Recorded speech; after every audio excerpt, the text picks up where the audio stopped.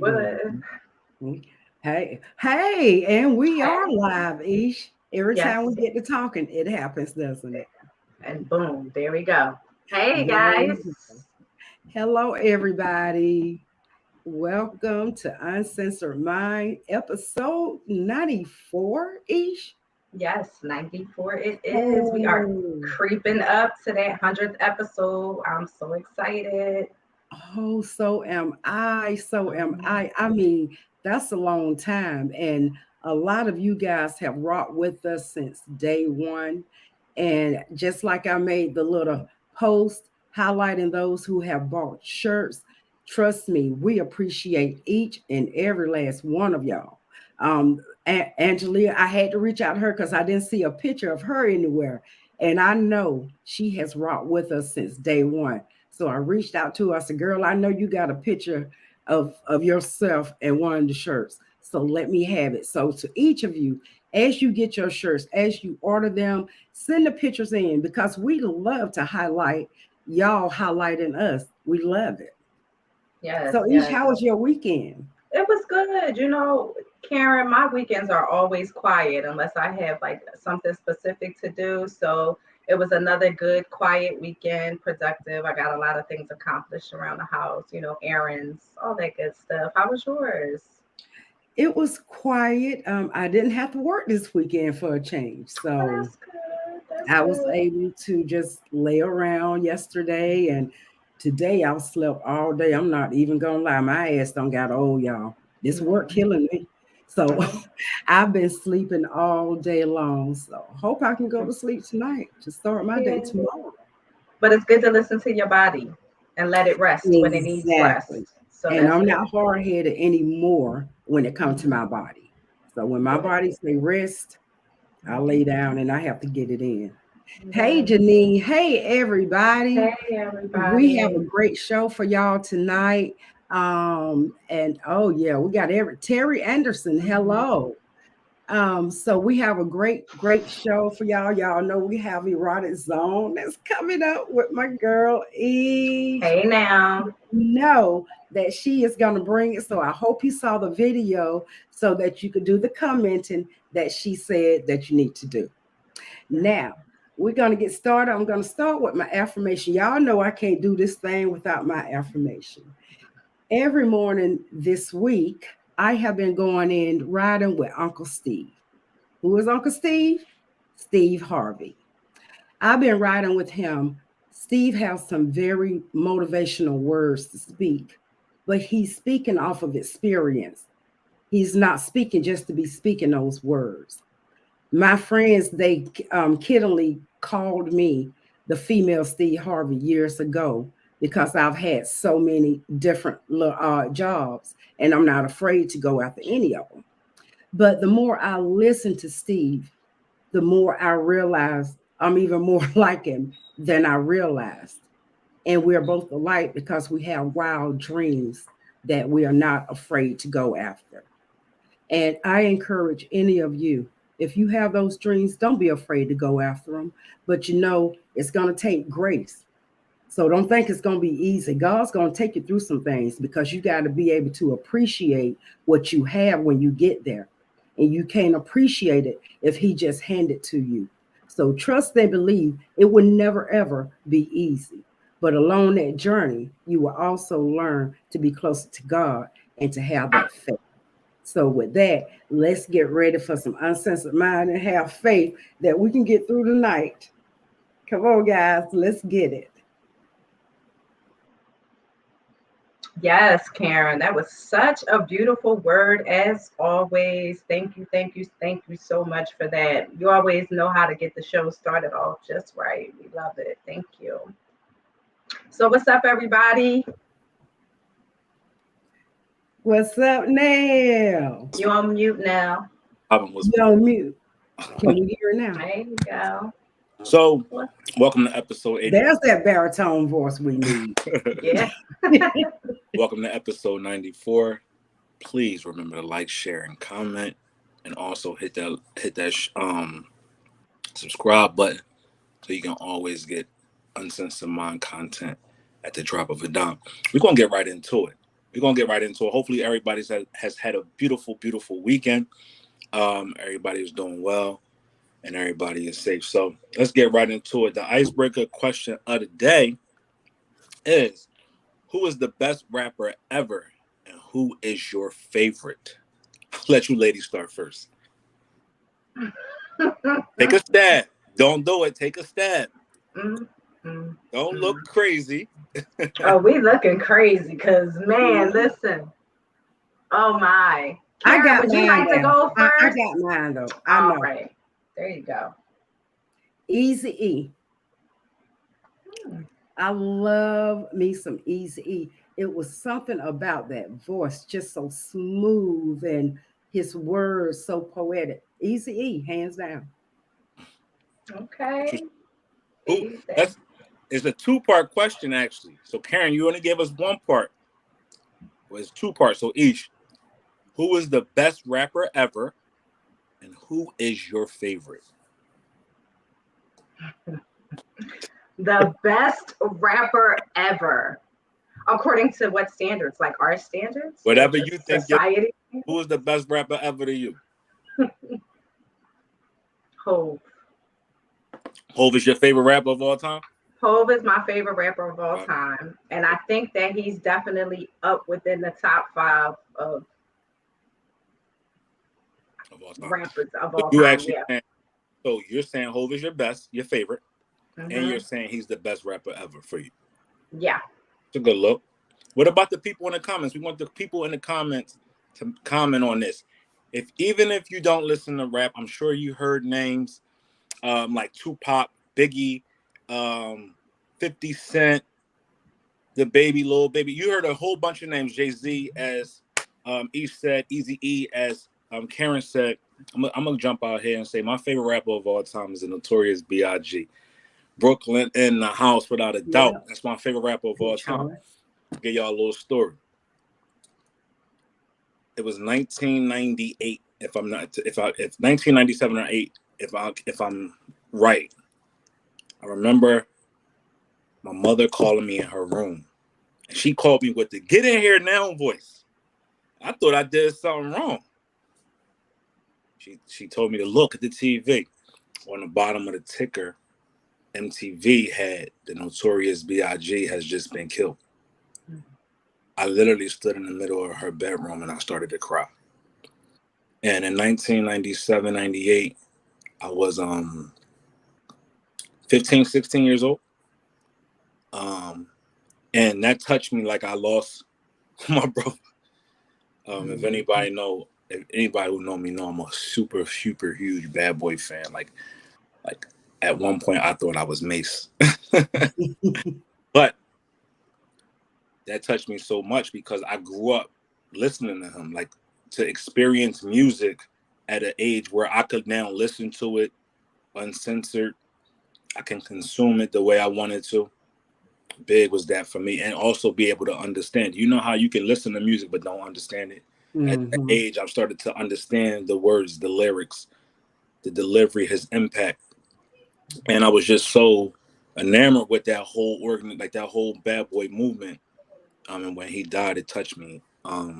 So Biggie is my favorite rapper of all time, but who my favorite is Mace.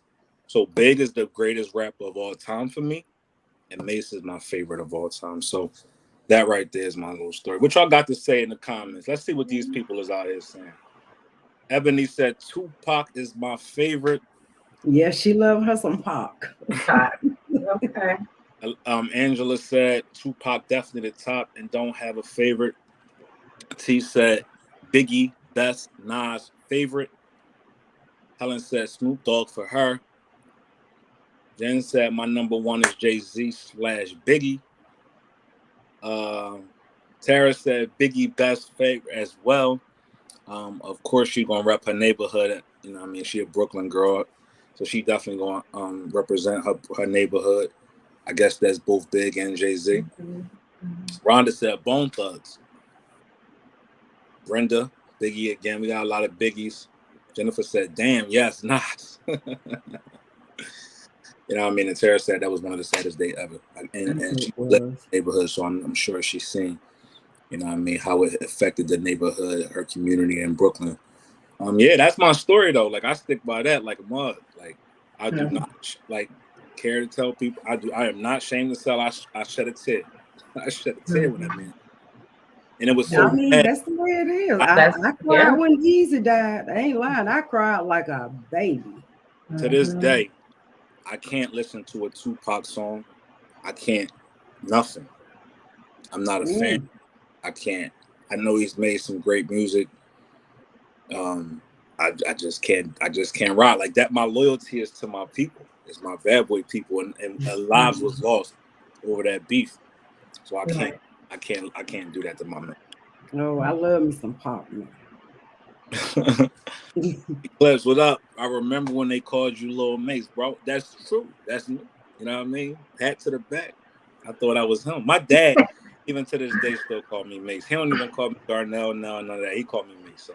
Really? Oh my gosh, he was a huge fan, huh? So before we close out the icebreaker question of the day, do anybody else have any more favorite rappers or who they think is the best rapper of all time? We got Biggie, we got people saying Tupac, we got Jay-Z, we got Snoop Dogg,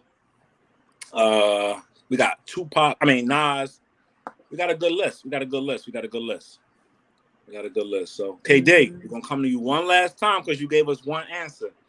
Who you think is the best rapper of all time? Easy. So Easy is your best rapper, is the best rapper ever, and your favorite? And my favorite. Okay. Cool. I mean, because I don't listen to much rap music.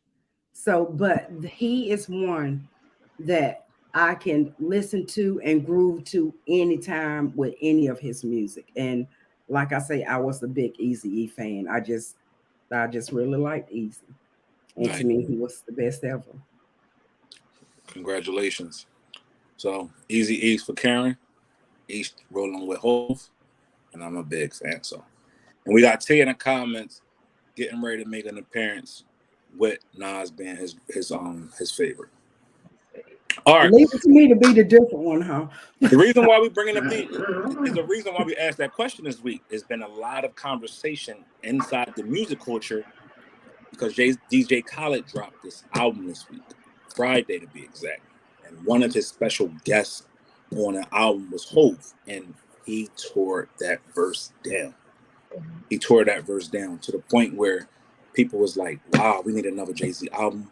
Wow, this is the reason why Jay-Z is the best. Wow, has solidified his stature as the GOAT of all time. So if you haven't heard the song, go out there and stream it. It's on the album God Did by DJ Khaled, song number 2, featuring Rick Ross and Lil Wayne, and also Jay-Z on the end. So it's an incredible song. Go out there. If you haven't heard it, go out there and check it out. So put some work. Smashed. He smashed. 4 minutes of fucking fire. So that's the beauty of music. It doesn't have to, it's not generalized to age, gender, religion. Music is one of those things that brings us all together. It has a cultural impact that it can make the prudest of people come together and enjoy it the same way and consume it the same way as sports does. That's one of the things that lets you know that racism, you're not born with racism, you're taught it. Right? And after you're being taught, after you teach it and you consume it, you start to wear it. So that's the reason why we say music, especially our hip hop culture, is probably the biggest culture out there because everybody takes from it, everybody uses it, and everybody consumes it. So shout out to hip hop, man. Hip hop is still alive and well. So let's go right to the next question. I mean, right to the next topic because this one right here is gonna make everybody start to talk. So there's a what is it, a city or a state when we talked about on Thursday that is trying to pass a law for teachers to beat the kids in class, right? What y'all think about that? It's crazy. It's in Missouri, they said. Okay. I mean, we discussed it on Thursday, and I was saying how when I was in middle school, they actually had that implemented in school where the NTA walked around with a paddle and would reprimand the children, like in the hallway, in the lunchroom. And when I was reading up on it, they actually said that there were 19 states that actually implemented this type of, they call it like corporal punishment, or I guess chastising of children in the schools. So I think for me as a parent, I don't really know how I feel it. I think I'm on the fence. Like, I know that it is good to have discipline all around the board, and it takes a village. So if your child is acting out in school, they should be disciplined. I'm just not sure if paddling is a discipline that I would take kindly to. I'm not too sure. Karen, what you thinking? I would tell them to call me. Like I said Thursday night, call me. I will handle my child. I'm not going to give anyone permission to paddle my child in this day and time. As I shared with you guys on Thursday, I myself did get a paddling in school only once, and I did it voluntarily, but I would not allow that anyone else do it. I mean, I didn't even like when my ex was like chastising our son. It's just something about somebody else hitting your child. You know what I'm saying? Mm-hmm. But so I would say notify me. I will come and handle it. I will not approve of anyone, any admin or any teacher or anybody else hitting my child. No. What you Whoop think? they ass. Whoop they ass. Whew. So you saying just go ahead and whoop them, like contact you or no? Whoop Just they. Nah. you, You know what? I'm playing. Have a conversation. Like if the kid is being disrespectful, disruptive, all of that, let's have a conversation. If it continues, then as the parent, I will say, I will allow you to use your parental judgment as a teacher. Typically, sometimes the teachers are parents as well, or have some type of parental background. And saying, that as long as you're not killing them, hurting them too bad, a couple smacks across the hand, depending on the age. It depends on the age. We talked about this earlier. If the child is daycare age, preschool age, even elementary school age up to a certain point, call me. Don't beat my baby. But if they are big kids, middle school, high school, whoop they ass. Please. Got my ass whooped in school by teachers. And look how I turned out. all right. So when you say you got your ass whooped in school by teachers, wait, what you mean? Like they had um, things in place where if children were out of control, that they were able to like smack you guys? Like what? Well, see, back then when we went to school, I back know. in the 90s, they didn't have to call home for every little thing. Especially when we was in middle school and going into high school. Our middle school teachers kind of like pinched our little ears or whatever the case may be. Right. And they called the parent and told them that they did it. And our parent probably was cool with it. Yep. It wasn't like how it is today. Because we had respect. Yeah, we might have acted out in class, talked, whatever, but we didn't really talk back. And if we talked back, we understood the consequences that the teacher might do something, especially if we had that type of teacher. You knew who to play with and who not to play with. You had that type of teacher, you knew she was going to take it there. She was going to take it there, but then also call your parents and let them know to take it there when you get home. So, it's all about the parent. And again, I know people say, Nell, you don't have kids, so you really can't speak on topics like this, or your passion going to be a little different. I just think when we got away from certain disciplines, look at the run of the muck that's going on. It was a little bit more structured, it was a little bit more stable than it is now, because the discipline is not there. Or if you chastise your kid, you can call child protective services on you. So you can't really chastise your kid the way you might have been chastised as a child, right? Because you turned out great. Your parents put a paddle to your butt, or if you was in the South, made you get a couple switches or whatever the case may be. But they make it to the point where you can't be a parent. Mm-hmm. And they take all of that out of your hands and make you just tell kids to sit down with your mouth. Sometimes they don't listen to that. Sometimes they have to be shown a little something. Not saying you gotta hurt them, you gotta kill them, but sometimes you gotta take there sometimes. So that would be my thing. I just if it was a baby, call me, and I'm sure they're not gonna beat the baby up. But the middle school kids and them high school kids, shit. Yeah, put them niggas in their mouth. But we got on the comments making Ish, what's your take on it, Ish? Yeah, I mean, I'm torn. I'm definitely torn about it because listen, I know how the discipline is effective. Like I know I was raised in it. Like you said, Nell, our schooling, in our homes, like it wasn't no problem. We discussed before where neighbors were involved and would grip you up real quick if you was out of control, and then tell your mama that they did it, and your mama was high-fiving and so and you know what I mean? Like get your butt when she get there. Exactly. Tag teaming it. You know what I mean? So I understand how discipline is very effective. I just feel like,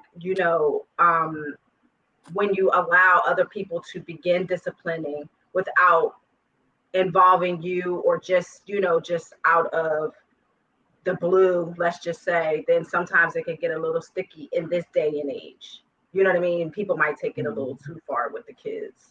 Yeah, you know what? And as we read some of the comments, they're making a lot of sense. They're making a lot of sense. But I'm torn now because I work with some kids that need spankings. However, you can't trust everyone to spank your child these days. It's too much hate in the world. I wouldn't trust it. That's a valid point. Sometimes you think of that.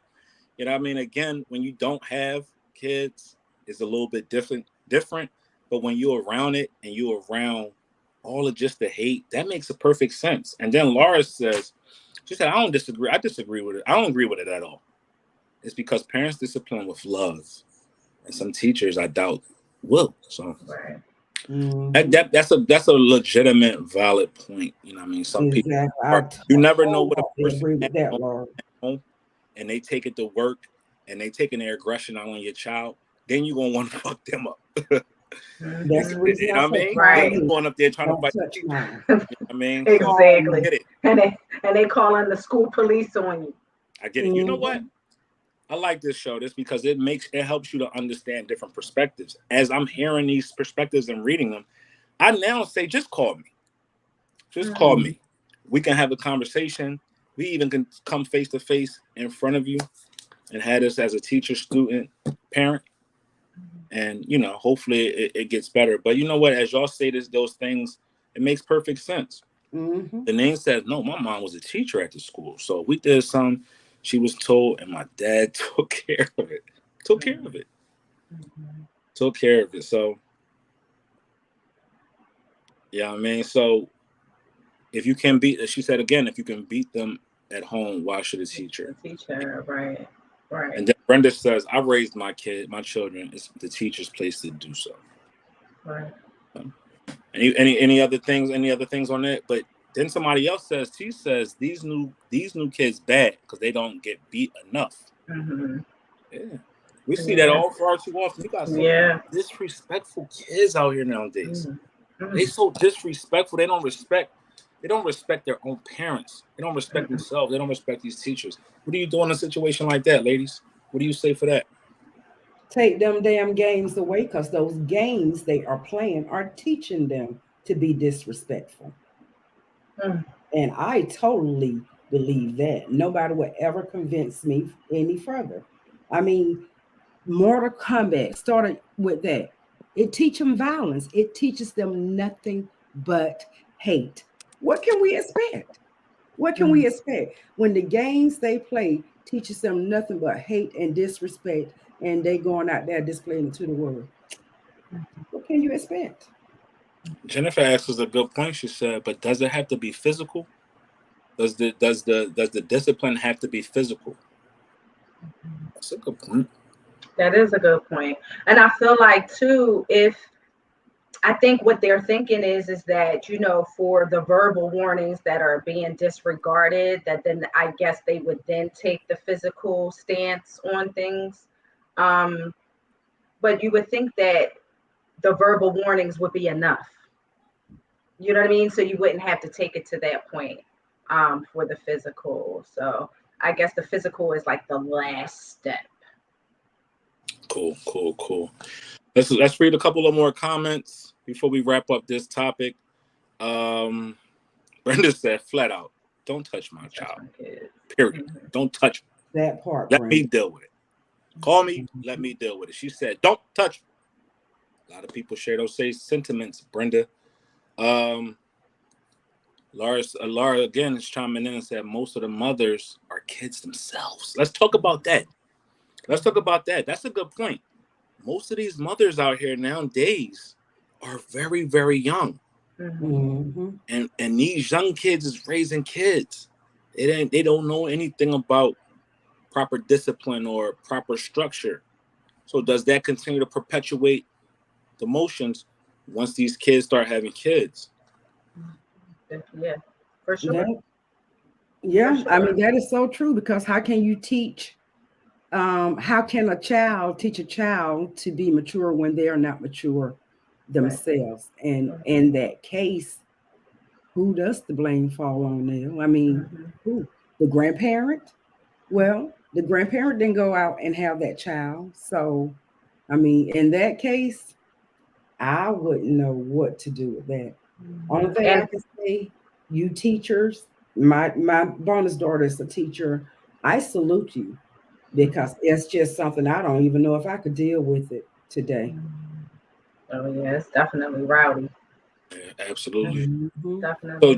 So just to give y'all a brief background on the states that actually allow it, because there are 15 states that actually permit corporal punishment.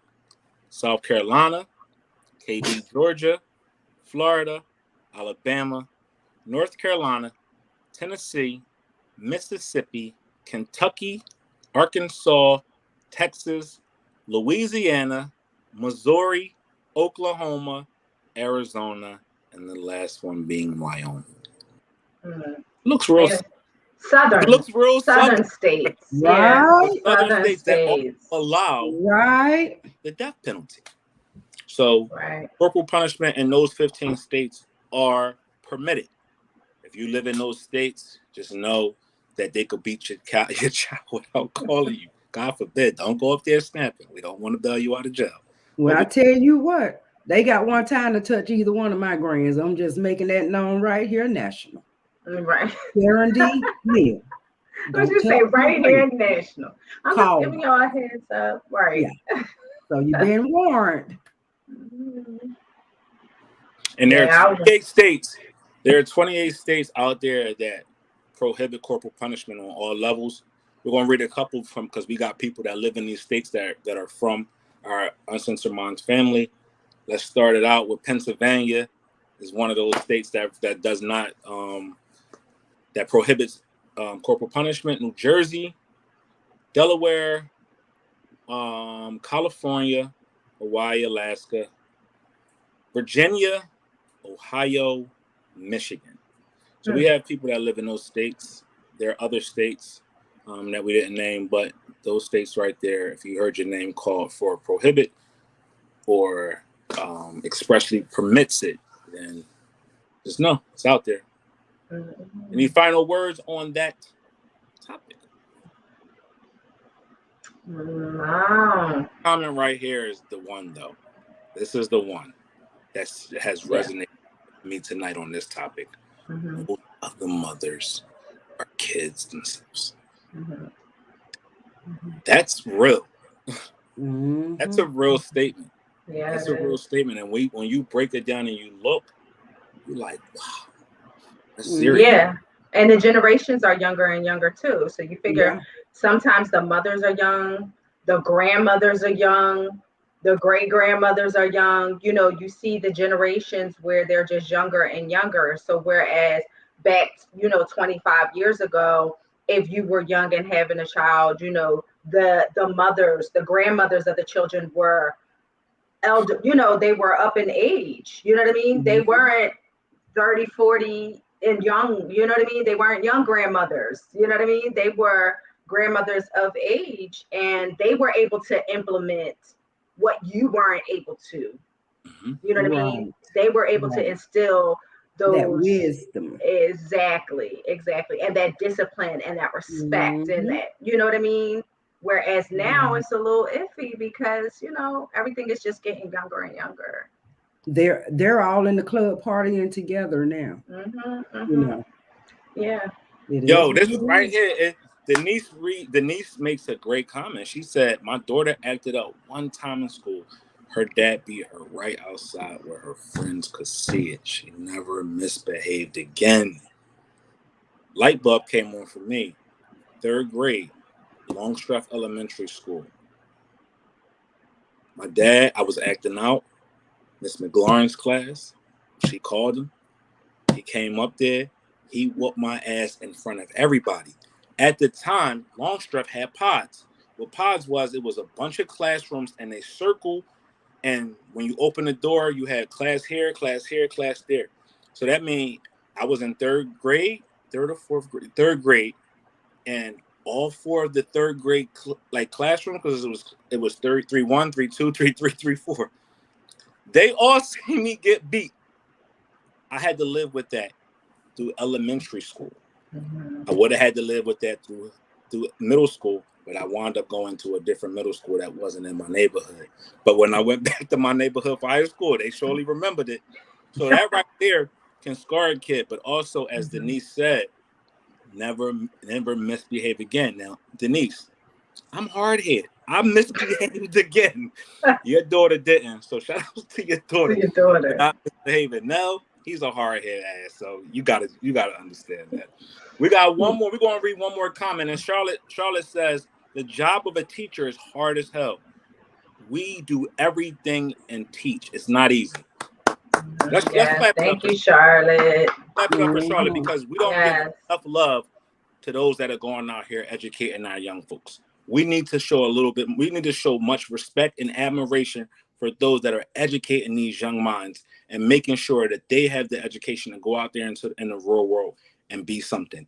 And Charlotte, we applaud you for doing everything that you can, also teaching them so they can be equipped with that knowledge in the future. So thank you to all of this, the teachers, teacher aides, principals, assistants, bus drivers, everybody that's involved in our kids' lives that are helping them get to the place that is going to teach them so they can be great for the future. Thank you.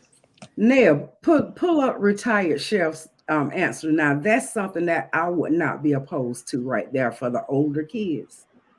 I really would not be opposed to that.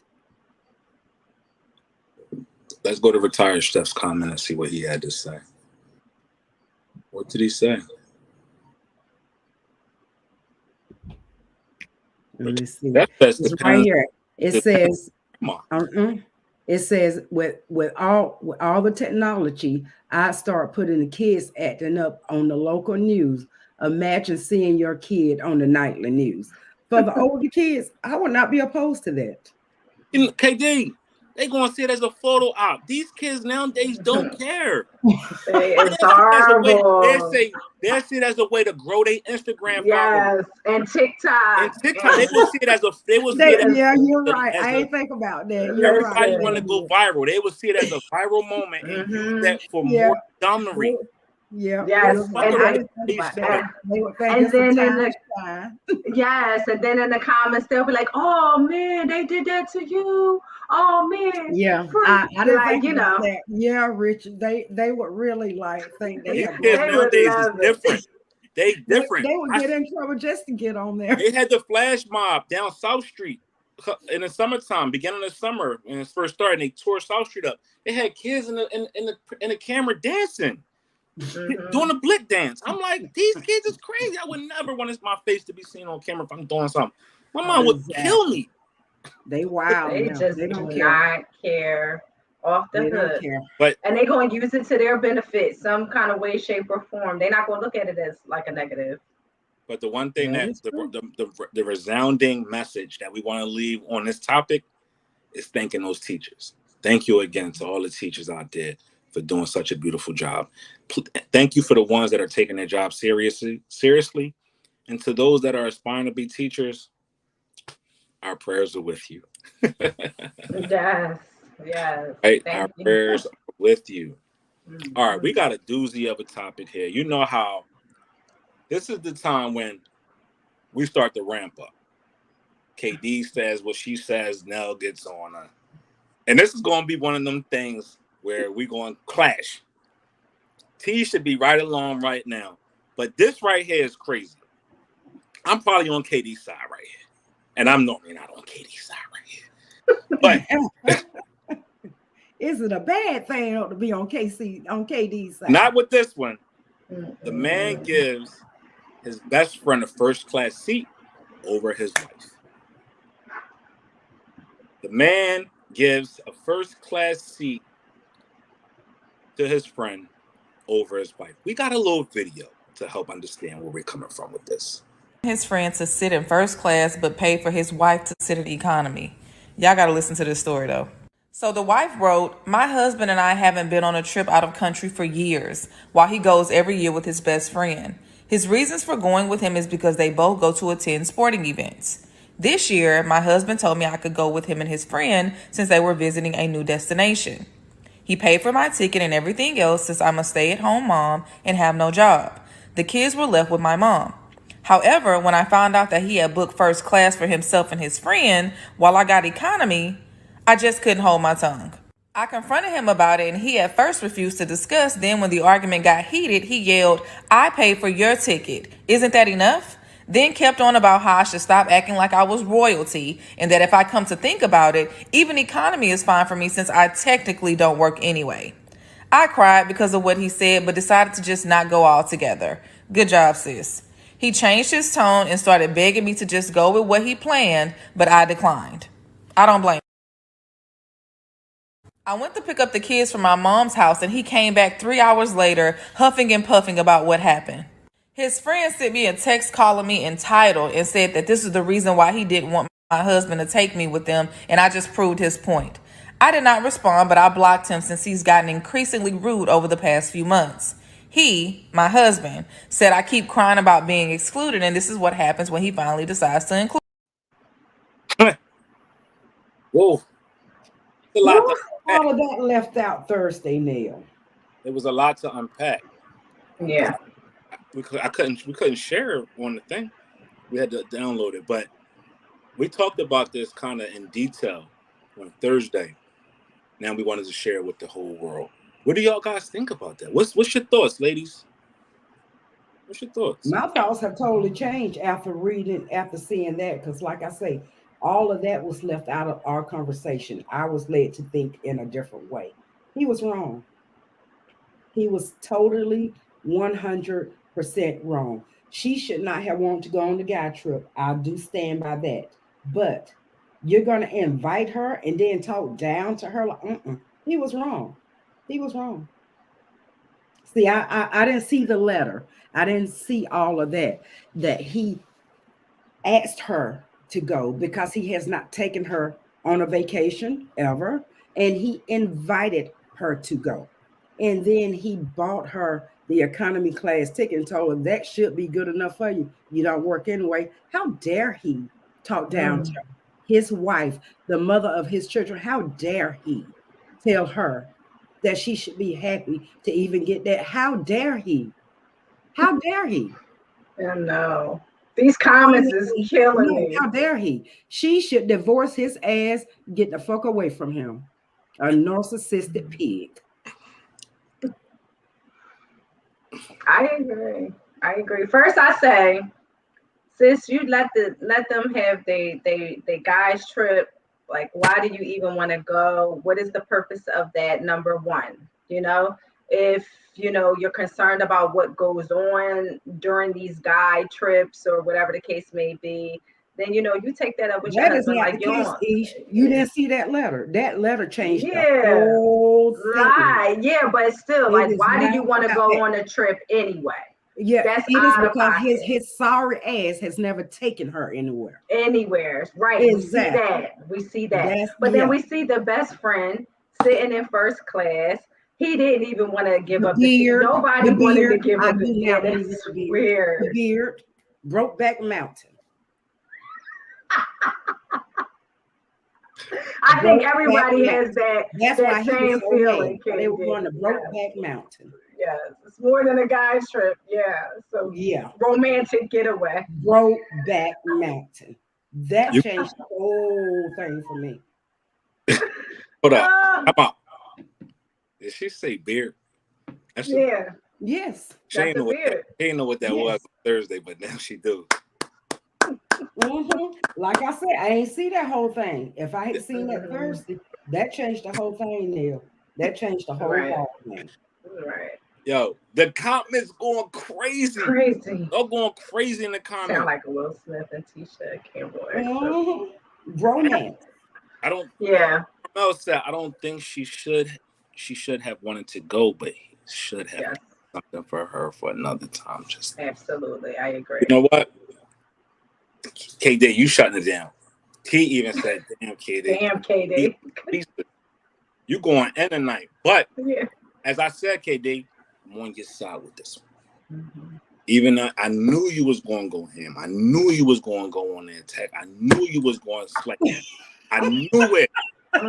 Letting you do you, because I was going to say, I agree with you 1,000%. Right? First of all, even if he invited his wife based upon her always riffing about not going nowhere or whatever, cool. But as my friend, the best friend, if I'm the friend, best friend or whatever, I'm going to concede my seat and say, you know what, bro? Your wife can sit up here with you. I'm going to take the back.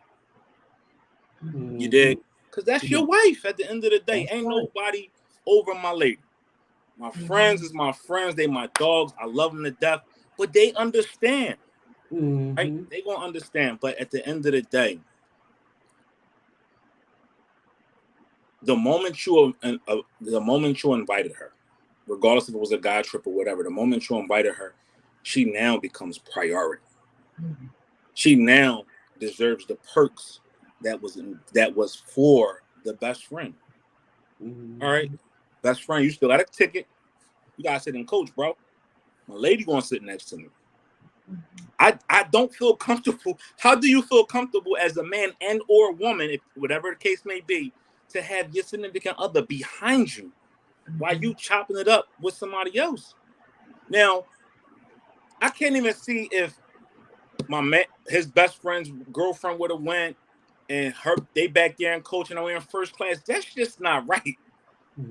We gonna change seats where I'm gonna be in first with my girl and he gonna be in coach with his chick. But y'all cutting these y'all got my man in a Brokeback Mountain situation. Y'all got my man lesbian out. What's the term for two men? I know two ladies is lesbian. What's the term for two men?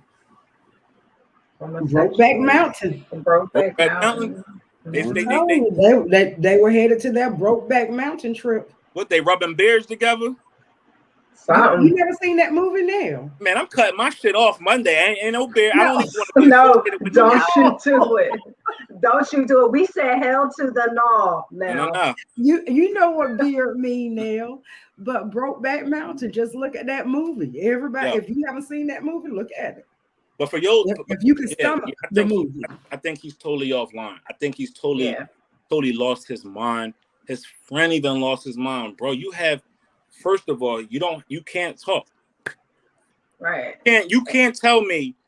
That's why I told you don't bring her. The first time he would have said that, me and him would have had words. Out of line. Because you out of line. Certain things you just don't say. And even if you do say them, you're not going to say them to her. You know what I mean? Direct it to me. I handle that. Right. There's none of that shit. Nah. Even if she's wrong, she could be 1,000 times wrong. You're not going to disrespect my lady. Yeah. Questionable behavior. Questionable behavior. A lot of questionable behavior. Now, at the end of the day, a lot of people saying he should have planned something totally for her and them. I don't even think he had to plan nothing, especially for her. If we on a vacation, we're on a vacation. We go on a vacation, we go on a vacation together. If my lady says she want to go, then she go. You know what I mean? And you know what? Certain times we don't think about the other person's feelings in situations like this, and we just go, oh, you know, I'm going on a guy's trip, or you ladies say I'm going on a girl's trip, and y'all do, right? sometimes y'all don't understand the ramifications of what that looks like for your partner, because your partner might be like, okay, you take a lot more girl trips and guy trips than you do us trips, you know, or, you know, I get it. We all need to be, we need to, you know, be away from each other sometime and just have fun with our friends, because, you know, our friends is our friends. But when it's not involving us, then that's when you have a problem. And I'm sure if he would have planned something for her or had something for her, then she probably wouldn't even want to go. Pretty much. Sometimes seeing certain things from an outside perspectives that help you understand your perspective. I'm totally digesting this. Going forward, I'm taking my lady on a trip before I go with my guy friends. Right. And I'm damn sure I ain't on no Brokeback Mountain shit. When I go on vacation, y'all seen me. Y'all seen me a couple months ago. I was in that room by my damn. Listen. But I get it. I know, and you know what? I sympathize with her, because I actually have been a victim of that. I mean, not a victim, but I have been a what's that? A perpetrator, or you know, what's the person who commit crimes? What's the term? You said perpetrator. Perpetrator. Yeah, I've been a perpetrator of that, of not including, you know, my significant other on things when I could have done more. And did trips and stuff like that. So you learn from your mistakes, and you recognize, and you say, you know what, you clean that up, so the next time you won't have these type of situations. Right. Well, I still say she should not have wanted to go because it was a guy trip. But seeing as how he invited her and told her she better be glad she got that. Again, how dare he? She need to have boiled a pot of grits and poured them all over his ass. Yeah. Listen. So retired. Who takes a dude on vacation with the wife? That's weirdo stuff. Could be classified as weirdo. You could be on vacation with your friends, though, and, you know, your wife tag along. You know what I mean? So it was so unclear to me too. Like, is it just him and this other friend, or what? It didn't really clarify if there was more than more men, or if it was just like this one guy. Because that was kind of weird. That was kind of weird. It probably was a boy's trip or a dude's trip, but he paid for the first class ticket for dog. Like, as we talked about this on Thursday, this is what we talked about Thursday, right? Because, you know, when y'all go on vacation, we got a couple of travel agents in the comments too. So if you're looking for any travel, if you're looking to book a vacation, we got a people in our comments that does that. Gisette Green, you know, Diana Hubbard, you know what I mean? I'm just naming names of the people who I know are travel agents, and they'll get y'all booked right. They'll probably have your husband sitting in coach and you and your sweetheart in first class. However you want to do it, these ladies will take care of that for you. But we talked about, you know how you book a vacation is for two, right? Like, you got double occupancy. Let's say they went into it together or whatever. It might have been his best friend's birthday, and we said, oh, maybe he paid for the whole vacation, and, you know, the tickets come together and all that. The wife probably at the last minute, we just was playing out the scenario. Wife at the last minute said, I want to go. I'm tired of you not including me. And he bought her a coach ticket because that was all that was available. And she was going to be in the room with him or whatever the case may be. But now, as we read the letter, as the letter plays out, again, I totally agree with KD. That shit is weird. It's crazy. T, what's up, T? What's up, T? What's up? Taking someone on vacation and leaving your lady. Why y'all do me like that?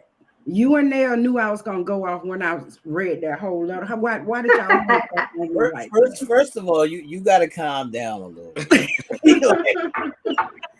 You called the friend a narcissist. And this boy is just using a beard. Like, you just going, it's tear men down time. Like, you already know it's a certain point of the show where Katie is just tear men down. I didn't say no, but that was wrong, T. That was wrong. Wait a minute. So let's break this all the way down. So, was he wrong? Yes, he was wrong. Everybody's wrong in this whole situation. Everybody's wrong. He's wrong. The friend is wrong. The girl is wrong. First of all, no. Did you read the letter? Yes. Did you see how the lady was spelling words? Yeah. And she was upset. She was I don't give a fuck how upset she was. That's the thing for the storm traumatized. I don't. Wait a minute. I don't. That means you can't say much of nothing if That's you what I'm is saying. illiterate. That's what I'm saying. She If wasn't you- in Miss Charlotte class. That's what I'm Yeah. saying. If you that illiterate, then you really don't have too much to stand on. Right. Now, And- T. Hold on, Now, hold on, Katie. Let me finish. So also, you know, the friend was in the wrong for saying something to his girl. Yeah. He was definitely in the wrong. They're wrong. But you have to also understand the level of pettiness that some people have. So this man who is with his wife, he might be that petty to be like, well, since you want to go, I'ma, make it harsh on you. Some people are that petty to be like, we sitting in first class, I'm gonna put your ass in the back, and that's just levels of pettiness. Is it wrong? Yes, it's wrong, but people do get that petty. so sad. Yeah. He Yeah, said she's going for it, say. She said, not What'd the night. Bro. What'd you say? KD said she ain't going for that answer, not the night. Mm-mm. She said, I wish we trash would have book. been fighting up on that plane. Because And he also might just be pissed off that she forced her way on the trip. that she forced her way on a trip because he ain't had no choice but the to letter say does yeah. not read like she forced her way. T. What'd you That say? letter does not read like she forced her way. Katie, it does sound like she forced her way. If we're going on a guy's trip, Right. you ain't supposed to And be there. she's never been out of the country. He hasn't taken her out of the country. Right. She kind of like, okay, well, y'all going somewhere Right. out of the country. You don't never take me nowhere, so Right. I want to go. Right. That's forcing her way on the trip, Katie. If she really felt that way, She asked for a trip. She didn't ask for that trip. That's what I'm His saying. petty ass That's decided what I'm to saying, do. Katie. So she should have said, "No, I'm not going on this. I'm not going. I want my own shit." Yeah, you going to take me on my own trip, or you ain't going on this trip." That's what the fuck she should have said. She shouldn't have. She basically forced her way on this trip, and then he was being petty on top of that, to combine it. So everybody's in the wrong on this shit. This the thing, right? When they pulled up to the airport, and she and him checked in, and she saying his shits was first class and her was coach. My girl ain't getting on that shit. Right. We probably in the lobby rumbling. Right. She ain't going for that. She's riffing right there on the spot. Right. Mm-hmm. So for the homegirl to sit down and coach and assume a seat, she probably sat in the middle row too. She probably was right in the middle seat, all uncomfortable and mad the whole I ride. thought she didn't go though. She did go. She didn't. It seemed like she left. Yeah, it's saying at the end that she didn't go. But hold on, I got a question. So if they do this annual guys trip, why is it just now coming up? Mm-hmm. Maybe she suspected they were going to Brokeback Mountain. She wanted to catch it. Yeah, Katie. I got a bone to pick with you on this Brokeback Mountain shit. Don't ask Nell. Did he see Brokeback Mountain? No, I didn't. don't fucking do that. Of course he didn't see Brokeback Mountain. It was hard for me to watch. I'm not gonna even lie. So I figured y'all, but at least you know what the movie is about. Thank you, Tick. Thank you. I never seen it, and thank you. I'm not going to allow. They have heard of the movie, so they know what it's about. It was hard for me to watch it. I'm not gonna even lie. That was a hard one. So let's jump into Diana's comment real quick. He should have never planned a guy trip before he takes her somewhere. That's what I'm saying. What if they planned these trips before he got with her? What if they always went on these trips before he even started messing with her? right. And also, if they've been going on these trips for years since they had kids and everything, why is she just now saying something? She should have been said something. Well, maybe she have, T. It sounds like maybe she has, because it sounds like, she said you never take me on the trip. So maybe she has. I don't understand that. I don't understand that, Katie, because I deal with black women, and black women will not allow you to get that off. I don't care what y'all say. You're not going to keep on going on a guy's trip every year, and you're not taking me nowhere. No black woman I know is going to allow you to get that off. Not going to happen. I mean, not going to happen. wouldn't, but None. And then it's up to him to like say, okay, well, listen, I take a guy's trip every year, and then we'll take our trip every year as well. We'll just whenever we take our guys trip, whether it's in the beginning of the year or the end of the year, we'll do something opposite. Right. Like he should definitely have implemented a trip especially for her, not to the point where she feel like, okay, I want to go on this guy's trip. Right. Where she should get a friend. I guess she don't have a friend. I mean, I look forward to my girl trip, so I'm not opposed to my mate going on. It's okay, they in situations like whoa. Hold on now. Hold on now. KD, I understand what you're saying about the girls going on their own girls trips, but when girls get this deeply involved, they just want to be with the guy. They want to go with the guy. They don't care about that fucking girls trip. They want to go with the guy. Well, she wants to go with her man. I went somewhere with their girlfriends or whatever. They just got in their mind that why am I not ever invited to this trip? Right. Mm-hmm. So it could just be she want to go on this trip to see what's going on. Why they always having so much good time. Why the pictures always lit. Why this, that, and the third. And why they just want to be a part. Y'all want to be a part of that. That's what just I'm saying. For your own curiosities.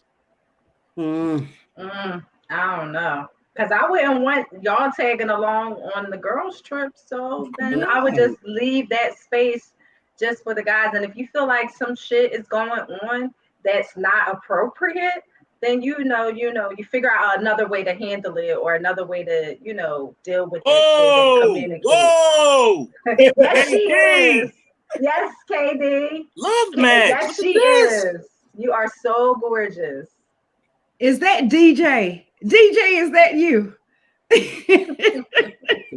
KD got Secret Admirers in the chat, y'all. Yes. I think that's my buddy DJ. Shout out to Katie's Secret Admirer. Thank you, whoever you are. Thank you. But I think that's my buddy DJ. All right. So I also want to say, Nell, that it is. I knew it was. If I'm the friend that's sitting in first class, I don't think I'm moving and giving up my seat for your wife, though. Oh shit, you're not. Stop it, T. Stop it. Our friendship. We got to test our friendship. 35,000 flights. That's what I'm saying. In the air? No, I'm just saying because I need the aisle seat. So I need to stretch my leg out, and that back seat might not have had room, for me to stretch my leg out. So you said, "Fuck the foolery, you ain't getting up." I can't sit in all this. So you the boy telling her you shouldn't have bought your ass anyway. I ain't gonna say nothing to your girl, but I'm not getting out of my seat. Right. She's not gonna make me uncomfortable. Like, what the fuck? Right. What the fuck? I can see T saying, "Now, what the fuck you bring her for anyway?" I'm definitely gonna say something to you, like, "Yo, you wildin'." This is God. But physically, I just can't do it. I'm sorry. You would be like, "You could give up your seat, but I'm not giving up mine." Right. Diana, we understand that she wanted to spend time with her man. That's what I'm saying. I think all we're saying is, cool. If the trip is already planned, if this is something that's been in the works for years and years and years. Get your own trip, shorty. But it's up to him. The responsibility is now on him to take his girl somewhere. That's why I said they all wrong, man. Yeah, that's why they all wrong. Everybody wrong. Yeah, so it's responsibility to make sure his woman gets some stamps on her passport if that's what she want to do. So he gotta step up, and he's got to make that right. He's got to make it right on all ends, and that first make it right is with his woman. You know what I mean? You lay down with her, y'all around each other all the time. Plus that's your lady, so you got to make it right with your lady. You know what I mean? Sometimes you got to understand that, apologize, and make it right. Can we show Cynthia some love right here? Cynthia said, "Ladies, keep y'all asses home. Shit, let the guys have a moment. You hear that?" I do agree with that now. Let the men have a moment. Let them have a moment. And if you feel like some shit going on that ain't right, y'all take that up at a different time. Let them go ahead. Let them go ahead and do what they gonna do. What's your size? What's her size? Who that? Cynthia, what's your size? Cynthia? What size shirt you You got an Uncensored Minds t-shirt coming your way. Courtesy Mm-hmm. Yeah, Cynthia. Courtesy of Nell. Thank you, Cynthia. Let the men have a moment, huh? Facts. Mm-hmm. She said large. I agree. Let them have their moment because Yeah. you know they deserve that. I mean, they're married, so they're in the house together. Damn. Renee ain't hooked. She ain't playing no games. He said I'm using his credit card to pay for my first class ticket. It might not be available. That first class seat might not be available. Damn. Well, then I'm going to find a flight that has one. That's what Cynthia's saying. With his credit card. I would have pulled that too. I would have went up to the front desk and insisted that I be upgraded at his cost. I'll say you already have my husband's card. I need to be upgraded. They're not going to do that. That's what I'm saying. They're going to look at you saying, man, we don't do that. That's not always available. They're not going They going to say, they haven't came can't upon do that me. without his I'm telling permission. you, I would have insisted. Then they're going to say, man, we can't do that. That's what I'm saying, Katie. What if the seat's not available? Right. Well, if it's not available, then your ass just would get up, T. So we be fighting. You gotta fucking go. Katie, I'm not fucking getting up. Yo, I'm not fucking getting up. My man, what you say his name was? DJ? My man DJ is coming in clutch today. He said, why can't she take him on it? Thank you. Well, in this particular case, she doesn't have a job and she doesn't have any money. So that's in this particular case, she don't have it. Didn't in the letter it say somewhere that she gotta shut up? She doesn't work. See, she doesn't work. So it said that she gotta shut up, right? So it's saying that she gotta shut up, right? But why should she have to shut up? No, but why should it did say some shit like that. I'm just asking. Why would she have to shut up just because she's not financially? He's the husband, he's the provider, and he's taking her on the trip. So make sure your wife is comfy, just as comfy as you. Come on now, don't be covering up your face. I know you about to go in. Hold on, Ish. Nell say he's on our side tonight. Look, Ish. Nell's a gentleman. Ish, I'm the friend, and guess what? I'm already sleeping in my seat. And you stuck, and you ain't moving. And I ain't moving. That's right. If they married, she does have money because his money is her money. Absolutely. And you're going to allow her to come, then you make her comfortable. Mm-hmm. Make her comfortable. No. And if she can't be comfortable, then something needs to be done to rectify that situation. The rectification is we can go on our own trip. You can't come on the guy's trip, shorty. Sorry. Yeah. Whoa! What's this? Why are y'all females so hard on the female? Not liking y'all tonight, ladies. Not feeling y'all. Well, I feel like she should have, and I get it. He definitely should have protected his wife in many facets, absolutely. But I think first and foremost, she should not have wanted to hop on this trip no matter what. She should have allowed him the space, and then none of this would have happened. So it's going to start with her initially. Hold on, Del. Slander is not coming our way tonight. See, I agree with your statement, Ebony. But she also has to get her own money, so she doesn't have to go through this. I mean, I'm just saying, get your own money. You don't gotta go through this. Well, she's too busy raising his damn children. She gonna push. This is where she got a job. She has a job. All right, she watches his dirty job. She makes sure he has something to eat. She makes sure that his kids are taken care of. You don't know all that. You don't know that. Job. You don't know that. Didn't it say that they have children? All right, so this is the thing. It didn't say that she takes care of them. It didn't say that she feeds them every day. We're just going to be able to assume that she does. But if she's a stay-at-home wife and mother, then we're going to assume that she cleans every day, that she cooks every day, that she does what she needs to do as a wife. Shit, that's a big. All right, can I ask you a question? Go ahead now. This is where I interject myself. So that's why I said before, you got to bring something more to the table other than yourself, your mouth. You gotta if you say you standing on being an adult, you gotta be an adult. You gotta be able to take care of yourself, even if I can or can't. Fact. But All the that, fact all of that the matter cooking, is, with all this of right all of here, that. I've been raised right, so that means my mother raised me to be self-sufficient, to cook my food and wash my clothes. I'm doing a fucking phenomenal job at it, to the point where I need to stop cooking a few meals, right? But I'm trying to say, what I'm saying is this: stop using that. She's cooking every night. She's cleaning the house. She's also living in that damn house. She's also eating that food as well. So what she doing is keeping the place up that she's laying down and enjoying as well as I am. Earn your keep, shorty. So it's stop with that. That we can't use that. We can't use that argument no more about, oh, she's a housewife and she's taking care of home and she's washing dishes, she's washing clothes, and she's cooking food.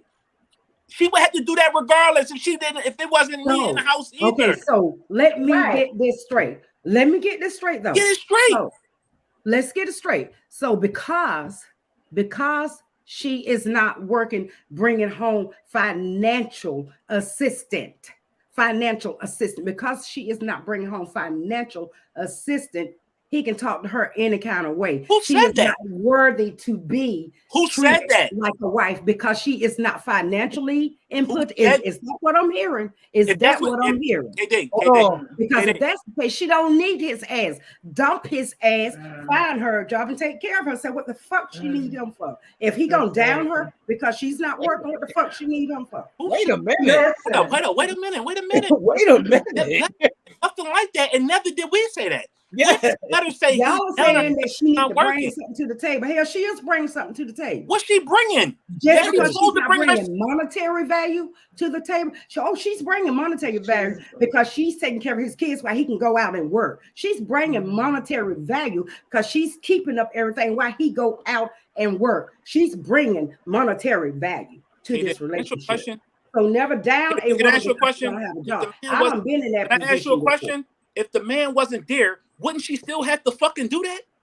Well, if the nigga wasn't there, would she still not have to take care of her kids, wash food, cook food, clean dogs, whatever she got to do? But he's there. So stop using that. You help. Stop you. So hold up. No one said anything about Shorty not being a valuable asset in the house. Nobody said that. The letter didn't say that.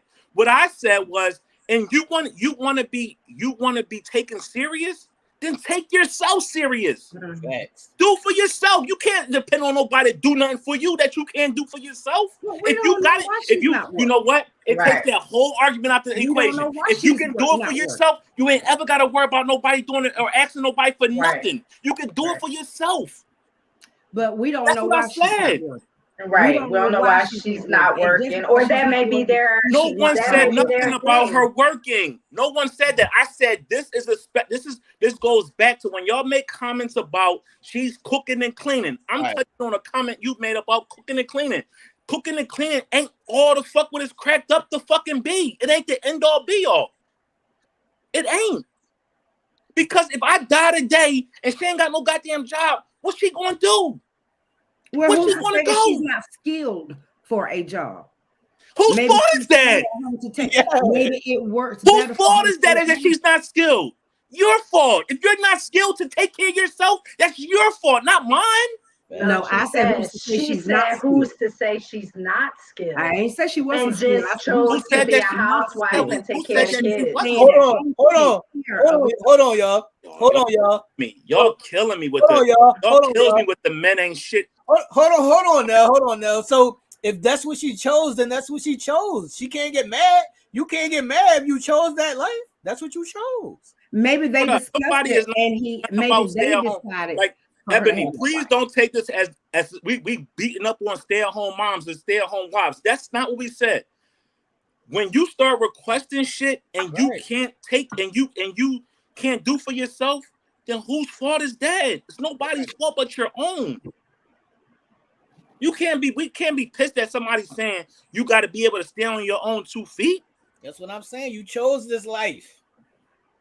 Now, in Ebony's case, Ebony has her own finances. If anything ever happened, let's make that first and foremost. But if she didn't, and when she didn't, I know Jason never, ever cared about having to care for her financially because they had discussed this. He asked her to stay at home and homeschool their kids. Who cares? Who cares about that though, Katie? What real man cares about taking care of his wife? No man is going to be mad about taking care of his wife. No, we're not. We're not disputing that. We're not saying we don't want to take care of our wife. That's our responsibility. What we're saying is, if you choose not to work, then you live in that choice. Live in that choice. There was a comment that was made, and let's go back to the original comment. Y'all said you going in that man's wallet and you going to book your first class flight with his money. Yeah, we did. Or No, you with said their money. you They going were married. and you specifically said you going to walk up to the counter and say, I'm booking a first class flight on my husband's credit card. In real life, that doesn't work. That's a movie.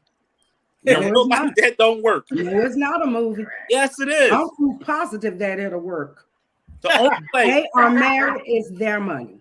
it is not. Excuse me, ma'am. If you walk into, if I got a credit, if let's say me and you married, you walk into Neiman Marcus and you ask, yeah, you can't just use my credit card. They're gonna say, ma'am, are you Nell? Oh, I'm on all them credit cards. If your name ain't used as an authorized signer, they're gonna say, ma'am, you need to get the fuck up out of here. We'll be calling the cops. It don't work like that. You would have to know OKD. This is the real world. You have to know OKD. I guarantee you I could make it happen. Bet you could. As long as I got that last name, I guarantee I could make it happen. You already said you wasn't going to take your husband's last name, so we'll be talking about. Katie, they always feel the same. You know the mind is always working. They always. I'm not taking my husband's last name. I'm not doing it, so it ain't going to work for you, honey. DJ, you hear that, DJ? Listen, listen, I ain't gotta take your last name, but I can still be an authorized user. I gotta make you that. Shit is gonna be set up. I gotta make you that. You want some of this pussy authorized user? Hey, no. Okay. Bye, Katie. Bye, Katie. See you when we land. Bye, Katie. See you when we land. Hey, Ish. You said I want some of that. I want some of the yams, so I'm gonna make you an authorized user. Authorized user. I'm going right down in the basement and going right in that raw honey stash and get me the Gawk 2000, and I'm straight. Damn, that's crazy. Straight. All not to put me as an authorized user. No, ladies, we're not defaming nobody. And again, Ebony, don't be pissed at us. We're not saying stay-at-home mothers and stay-at-home wives are nobodies. Are beautiful. Y'all are amazing people. If that's what y'all got, your connection with your husband, that's what y'all works for y'all, by all means. All I said was, when y'all start putting requests on people, or y'all start doing this and y'all start wanting things and y'all don't have, this is where you stand on your own 2 feet. That's all. And all we said was, it's cool to use that, oh, we cook and we clean shit. But at the end of the day, be more than just a cook and a cleaner. Be more than a cook and a cleaner. Because if something happens to me, I want you to be able to be cool. I want you to be able to be straight and not be like, damn, what am I going to do now? Because I far too often, as a financial advisor for 18 years, I've seen people come in, damn, my husband died. I don't know what I'm going to do. What you mean? I don't have nothing. I don't have no resources. He had everything. He controlled everything. He made the money, and the bank accounts was in his name and all that, and he wrote the checks, and all I did was just clean them and maintain the house and keep the kids up. The kids are now 40 years old. All you doing is making a couple plates and folding a couple boxes and some towels. What happens if that man dies or something happens to that man and he can't go out there and breadwin no more? What you want to do?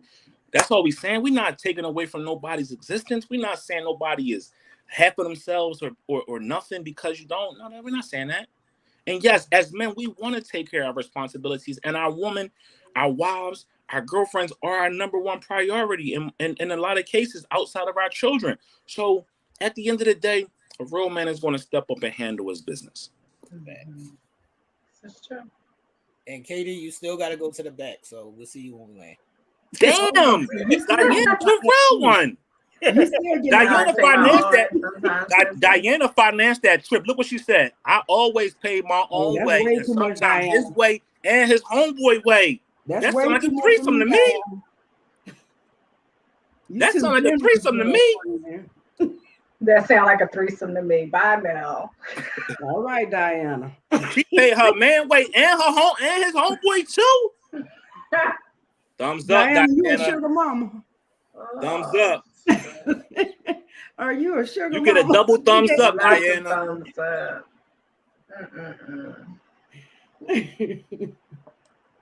I love it. Y'all motherfuckers crazy. Yo, what more can we do? Out of control. What's the next topic? All right, so let's get past the wife. Let's get past the husband. And let's go into the laws of communication, right? Hold on now. Let me break this down. Break it down, Sam. All right. So this is how I want this to be evaluated. You know, I seen one of our people share the thought about, you know, if you don't have communication with your person for a whole 24 hours, then it's over. We're not together. I'm moving on, whatever. So what is your communication level? Do you need to be communicated every day? Can you go a couple days without being communicated? What is your level of communication? Like, how do you need to be communicated with? Yeah, well, listen. I'm with the after 24 hours, I'm looking at you a little sideways and I don't really know what this situation is about. Obviously, we know there's different criteria to different situations. Some are newer than others, some are long-term, situations and relationships that require a little more communication and what have you. So we know that there's different criteria to this, right? All right. Let's stay right there. Yeah. Say we just met. We've been talking for like 6 months. Do I have to communicate with you every day? Yeah, why not? We don't live together or none of that. We're still in the getting to know you stage. We have to communicate. If one day, 24 hours goes by, it's automatically over. No, now I said for me, like I would be looking at you sideways and I would be evaluating some shit, because how can you go 24 hours without at the very minimum saying, hey, what's up? Hope your day is good. You don't have to, it could be just open-ended, just like that, just to say, hey, what's up? Hope you good. Have a good day. That's it. Like just one little thought throughout the day that takes 2 seconds. So what if somebody, was sleeping and then they woke up late for work and they had to go to work, they can't use their phone at work, and a day goes by?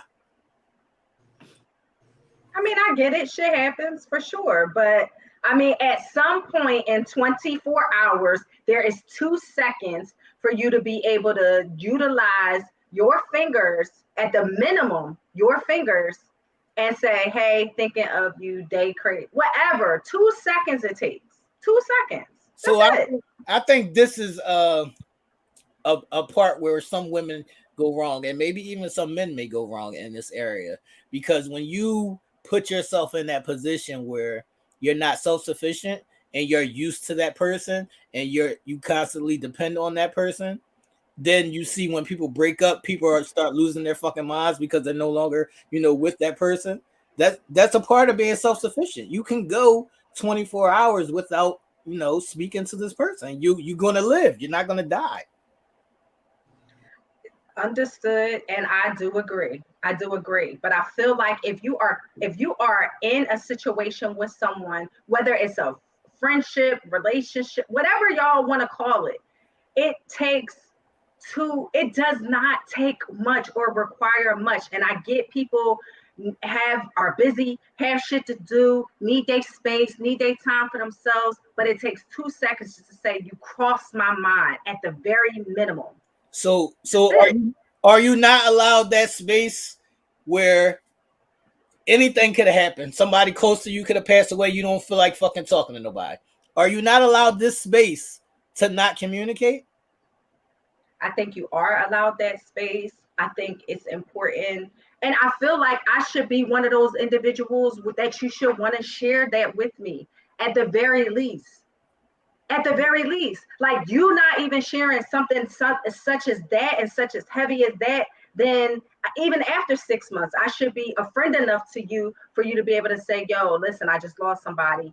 I can't talk. I'm not up for it, but I just want to let you know that. And even if I didn't hear from you 24 hours after that, 2 days, 3 days, 4 days, I know what's going on. I'm not worried as far as your safety, your well-being, your body being in one piece. I can at least know that you are living but dealing with some things, and I can respect your space at that time. Communicate with me enough, just that much, just that little bit. She said, "Say hi to somebody." Come on, like, come on, man. What are we doing?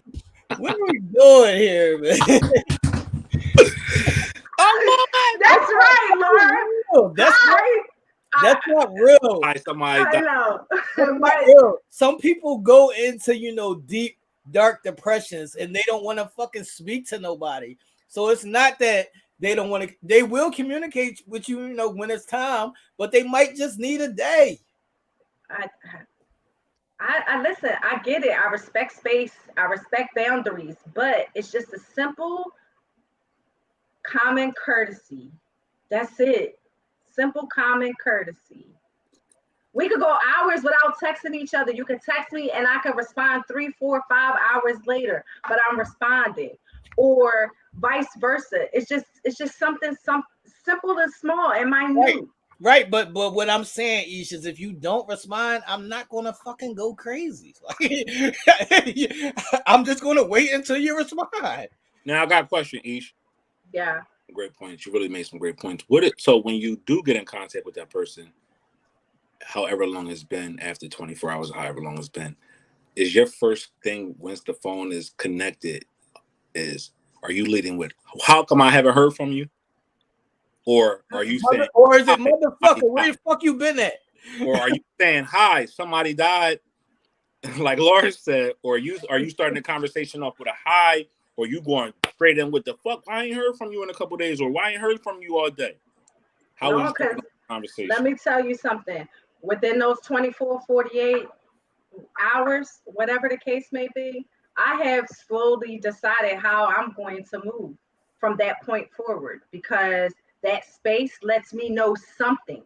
That 48 hours or 24 hours without hearing from you in any way, shape, or form lets me know something. You didn't have to say anything. Your actions spoke enough for me. So therefore, I'm not saying shit to you. I'm just saying, what's up? Oh, you cool? Hey, how you doing? All right, and we're gonna keep it moving. I'm not addressing it. Like, that's not me.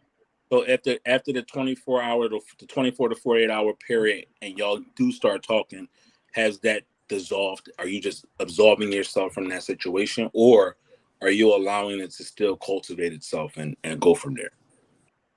Yeah, I mean, I definitely feel like I would be holding on to it, like, in the back of my mind.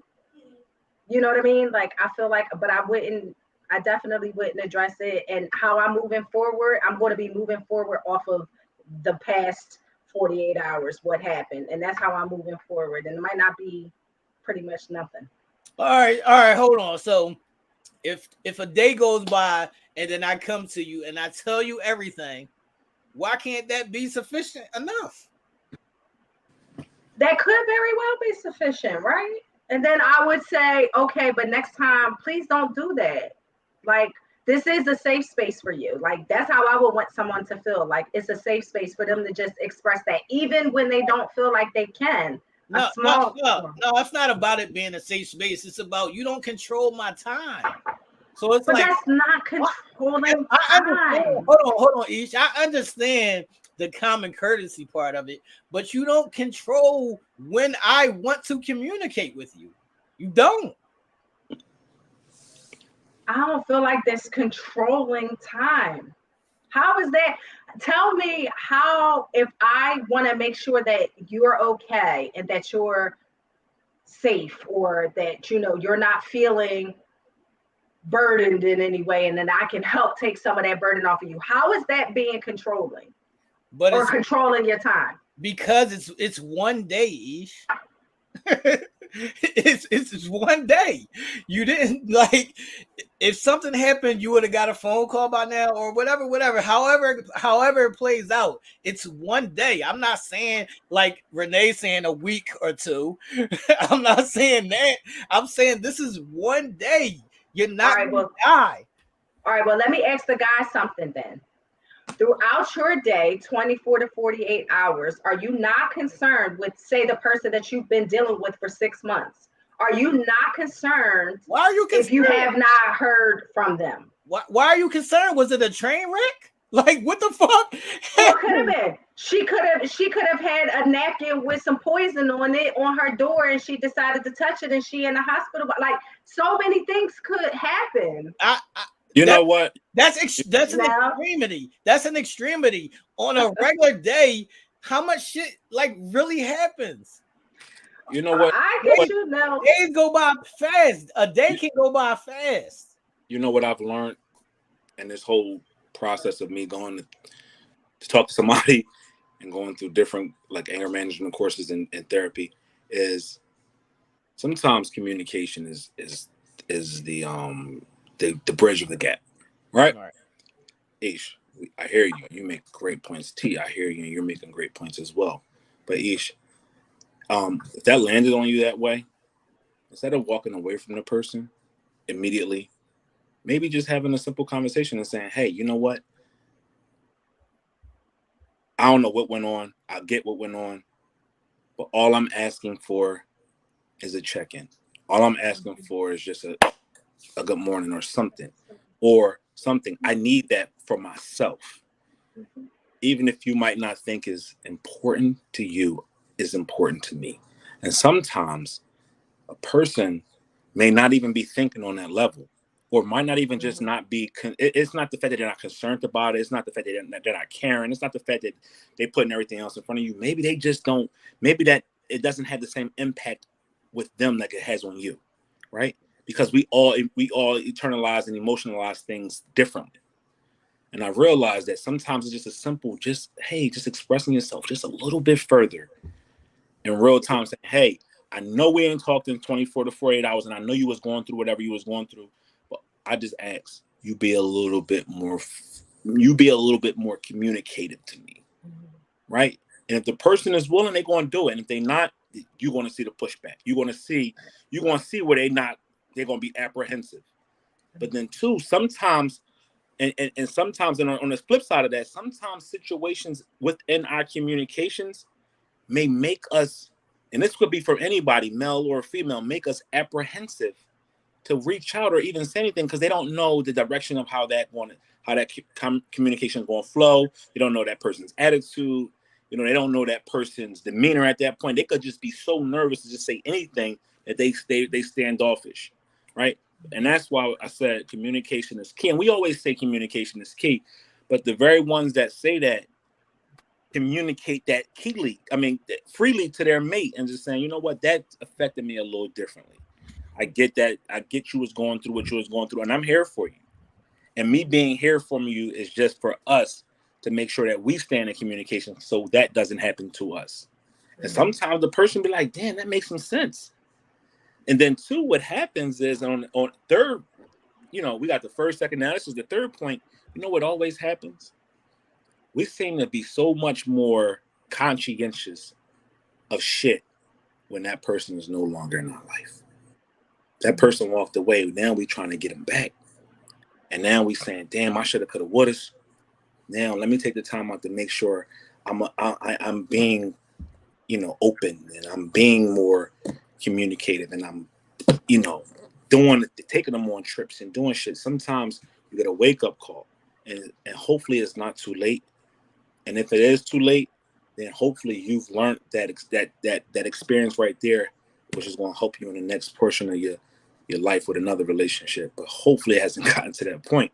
And you learn that through trained behavior. Untrained behavior allows you to, or a closed mind, I should say, a closed mind teaches you, I'm going to just walk away just because. That shit is silly. Walking away off of a 24-hour, 48-hour phone call is weird. That's what I'm saying. But just talk to the person, let them know how that shit feel, let them know how it feel to you, and then if the behavior continues, that's when you can move differently. Right. That's when you can make your decision. But if y'all maxing, y'all cooling out, or y'all just starting out, and they'll you quote unquote ghost you for 24 hours or 48 hours, where you going? Hold on now, because I want to stay right there with your point. So what if I communicate to y'all? All right, sometimes I just need a day or two, and you might not hear from me. That don't mean that it's nothing crazy going on. Sometimes I just need a day or two where you won't hear from me. So are we good? Yeah, you've communicated that. Absolutely. But you know what, Then too? Another thing, too, what makes it unfair, sorry to cut you off, Aisha. That's okay. If y'all feel like that, if y'all feel that way about 24 to 48 hour phone calls or being in the know or being whatever, then y'all got to stop getting mad and holding that shit in for weeks. Y'all got to stop getting in y'all feelings and not saying shit to us because y'all in y'all feelings. Because that's the same exact thing. Regardless of whatever, you still withholding yourself from your mate for however long until you felt like you got back in the groove. So that's not, again, if you continue to perpetuate motions by doing the same shit. Y'all may say, oh, he ain't call me in 24 to 40 hours or text me and check on me. But then when y'all get in y'all feelings or y'all mad at us, y'all got to stop doing the same shit. Because learned behavior or learned behavior is behavior that's going to be expressed throughout the whole situation. And then y'all got a situation where y'all both doing it and neither party likes it, right?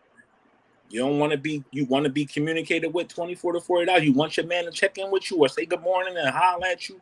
Then when you get an attitude, you can't ghost us for 2 days, 3 days until you get in your bag, out your bag, right? Mm-hmm. Oh, now y'all want to roll the fucking eyes. I did kind of hard too. I get it. But like, if it's communicated beforehand, if that's some of the topics that we discuss, as we're getting to learn each other and learn each other's habits, etc. You know what? I am not fooling with you. I am not, sir. Do y'all see? I can't. I can't even. No, but just tell me up front and then let me deal with because it. y'all just need to calm down. It's one fucking day. It ain't 3 months. I didn't fucking disappear. But I think also I said to y'all too, what if that makes her day? What if that makes speaking to you or having communication with you just makes her day or makes her feel, safe or makes her feel, like she can tackle the day because, that person that just makes her smile and makes her feel good inside, text her good morning or whatever the case may be. Like, it's two-sided. It's two-sided. I'm going to try to do my best. But if I tell you, when you get an attitude, please say something to me. Right. And you got to do the same shit. You can't be on your own. It can't be wishy-washy. I understand that one little, text might make your day or, can help you get along, whatever. But there also is times when people just don't want to fucking be bothered and they just need their space and just leave them the fuck alone. You're not going to die. It's one day. So relax, do something. Are you busy? Don't you got other shit to do? Like, what the fuck? Yeah, I could be busy, but that 2 little second text ain't like that means a lot. But I didn't feel like it today. True, and that's fine. Like, if like I said, if it's communicated beforehand, and I know that's how you are, or that's the type of individual you are, then of course that's different. But then I can choose how I move with it. Like, you know what I mean? But I know in advance. But if we talking about something that's just off the cuff and I just don't hear from you, well then no, that ain't nigga, no. Y'all ladies be so full of shit sometimes. Let's get into this comment right here. Janae said he could be upset. I text, he don't have to answer. I know he's seen it. That's bullshit because y'all gonna text us, you're gonna keep texting us, you're gonna call us, you're gonna keep texting us, you're gonna keep calling us. No, motherfucker, I know you see me texting you. This is the reason why it's gonna be a whole 25-page paragraph book. Not I. So y'all not just letting us be just letting it cool down. Y'all coming with the smoke. Right. Karen, you be coming with the smoke on stuff like this? Ladies. We definitely hear y'all, ladies. We not saying we don't hear y'all. Y'all say y'all want us to be a little bit more attentive when it comes to checking in, saying, "Hey, boo, how you doing? What's good?" I'm gonna leave my text off with, "Hey, boo, have you folded the towels and cooked the chicken tenders yet?" Because I'll be on at 7. Hold on now, because Diana is saying that I'm being harsh on y'all. So it's not about me being harsh to y'all. You know, I got love for y'all, but I also understand my own peace, my own sanity, my own space, and that don't have nothing to do with y'all. And see, ladies, what we have to understand, T and Nell's answer don't dictate every man's answer. No, this is not even a man-woman thing. This could go either way. Right. No. I'm just saying, every man don't move the same. Some men don't mind reaching out, but as each say, once you learn that person, it's up to you to accept it or not. A 24-hour here and there wouldn't bother me, but if it is consistent, then I take that as your level of interest, not being interested in me. That's not true. That's not true. Like I said, that's the way I take it, because actions speak louder than words, regardless of what you say. But y'all, and actions is gonna speak louder than words. So those actions show me that even though your mouth may say you interested, all right, hold on. So how's it different when y'all? Are we supposed to take that and run with it and say y'all not interested when y'all getting y'all feelings? Us? I don't understand that. Why do y'all? We don't know. We don't get into our feelings until y'all put us there now with things like this. Out of here. Hold on, it's KD. We don't get into our feelings until we have been put into our feelings because of things of this nature. That mean, hold on, KD. That mean I'm not interested if I'm not up your ass every day, all day. That mean I'm not interested. I would say that you're not as interested as you say. But we're doing simple text. Why? How is that up your ass all day? That's just exactly. That's just like, it's just courtesy. You're not sure. It's not. You're not. I don't gotta be up the ass all day. I don't see you in any way in my life, by whether that's by text or whatever. If I don't see you in my life, that's telling me that you don't have an interest in me. It's not the type of interest that I would think you have in 6 months' time. It's one day. Well, like I said, one day here and there. But if it's consistently like that, your interest is not there. You can say anything you want, but your action's gonna always. Can I just a little bit, right? We got bullshit. We got roles and responsibilities in our relationships, right? Anything in life, right? And ultimately, there's going to be some things that you're very good at that I'm going to struggle at. There's going to be things that I'm good at that you're just not going to do, right? What I've also learned is the moment the phone rings and that person picks up, no matter who called, the outcome is the same. You're talking. Right? Not everything ain't made to destroy you. It really isn't. Everything ain't always got to be detrimental to your health, to your relationship, just to your overall being. Right? If he good at planning shit, then be good at making a phone call. If he good at being hands-on, then be good at that other thing. Because you know what? When it comes together, it benefits the both of you. If you say, I want to hear my man's voice, and you call his phone, or you thinking about him, and he pick up, you know what you done? You just won. Because now he answered, and you know he cool, and you heard his voice. So you winning. The same thing goes. If you got to call all the time, if you have to initiate the whole time, that's the same. I gotta. So, can I ask you a question? If the man got a plan, if the man got a plan every vacation and everything that we do together all the time, does that get tedious for us? If I gotta get up every day and go out here and work and bring home this money for all of us in this house to make sure that we all good, don't that get tedious for me as well? So if that's a part of the household, and you just left the house, but if that's a part of the household, if that's going to make the household better, then we got to do what we got to do. Hold on. Now. You ain't going out there changing the oil on the this car. right here. When you're not in the household now, let's not skip this. Let's not skip over this. I mean, like in a relationship, if you have to initiate that phone call all the time, that's to me is they're not interested. Oh, I'll talk to you if you call. So yeah, you call me. So let's go back to the let's go back to a couple of shows ago. Let's go back to a couple of shows ago when you said you want to be kept, right? So when you said you wanted to be kept, if you home doing nothing or just folding the clothes and cooking the house, cleaning the house, which is cool, thank you. Are you not going to have a little bit more time than I am? And if I'm at work humping like a motherfucker, I got shit. If I'm being kept, that's a totally different story. But if I ain't being kept, I ain't being talked to, I ain't being seen, I ain't being noticed, I ain't being nothing. Wait a minute. I got a question. Hold on, y'all. There's no other way to put it. Hold on, y'all. I got a question because I see a lot of people saying actions.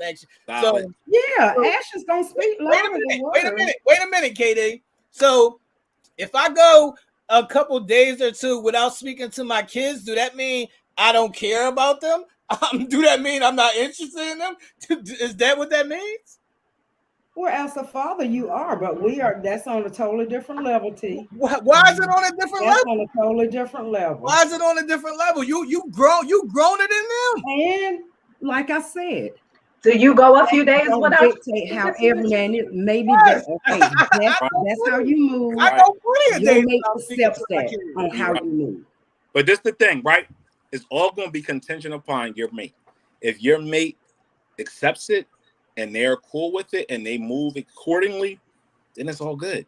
Again, like you said, KD, we can't speak for everybody. We're just giving you our point of view.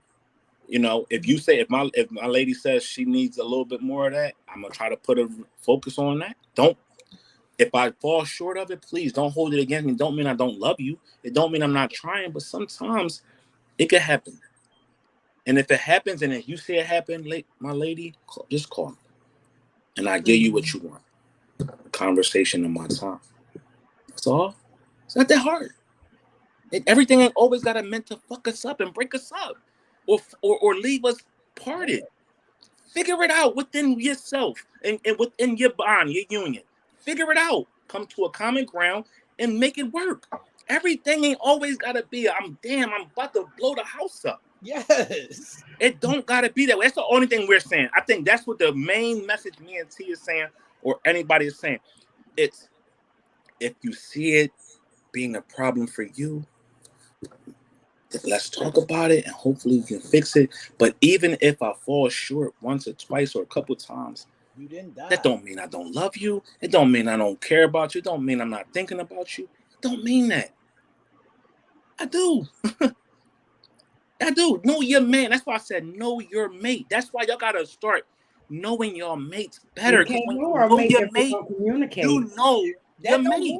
That don't mean that somebody know your mate unless you communicate. KD, some people don't know how to communicate. You know that, right? Yeah. They don't mean people that don't know how to communicate. Everybody ain't the best communicators. Everybody ain't going to tell you how they feel. They don't mean that they don't care about you. Again, that's not a good look. You need to communicate how you feel because, they like I said, if you don't communicate, your actions are going to communicate something different. Well, then we're going to have to discuss how we can get to the point where you know how to communicate. Then we're gonna have to work through it and get to the point. Hey, Ab, you throwing me, Ab. No, Nell. Just because you at work doesn't mean because I'm home I have more time on my hands. That don't even make no sense. Yes, it does make sense. In front of me I know exactly what she's talking about.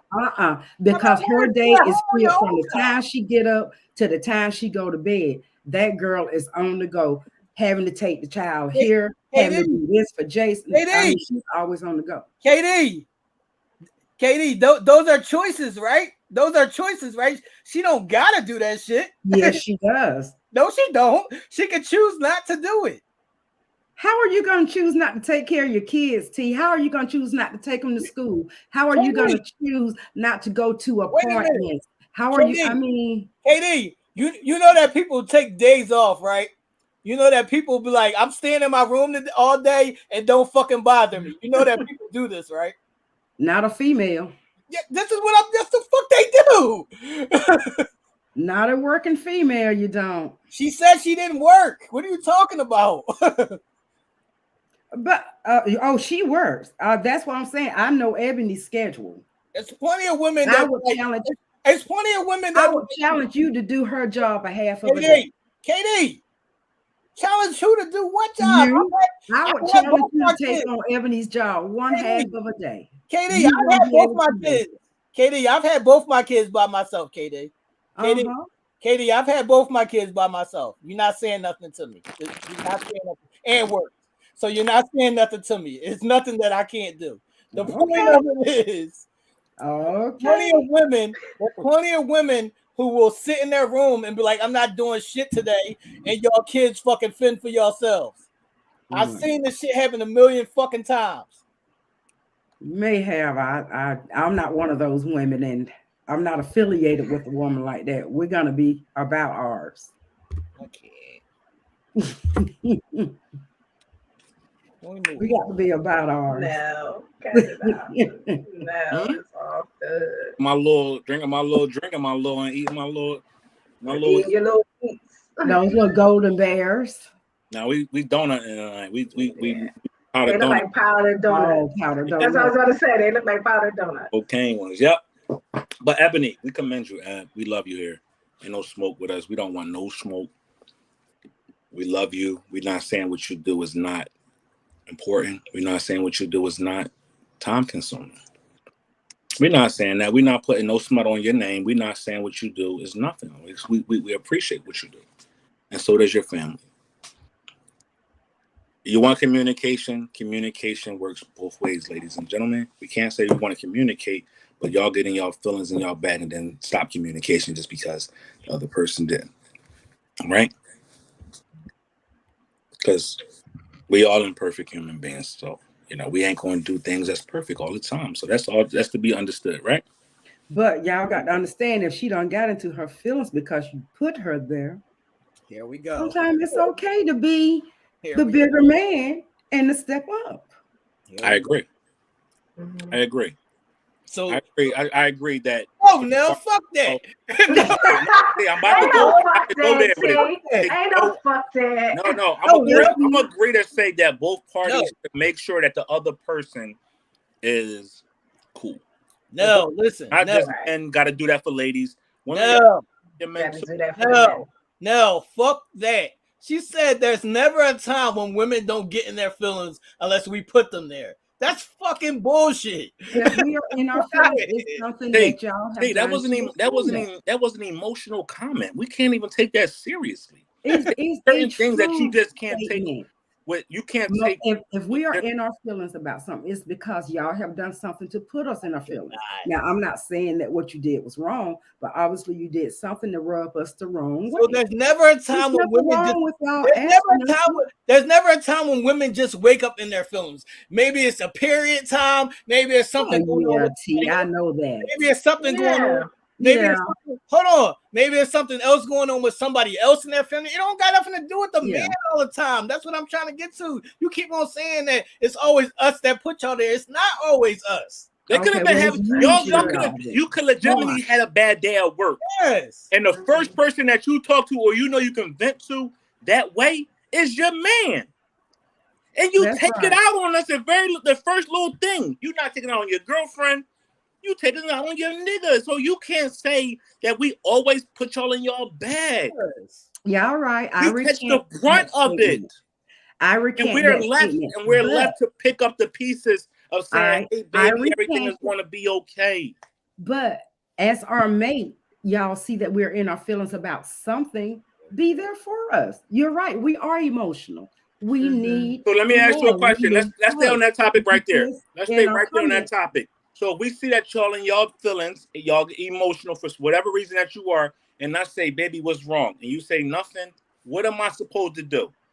Well, okay. Am I supposed to shake you and say, I know this shit is in there, come out?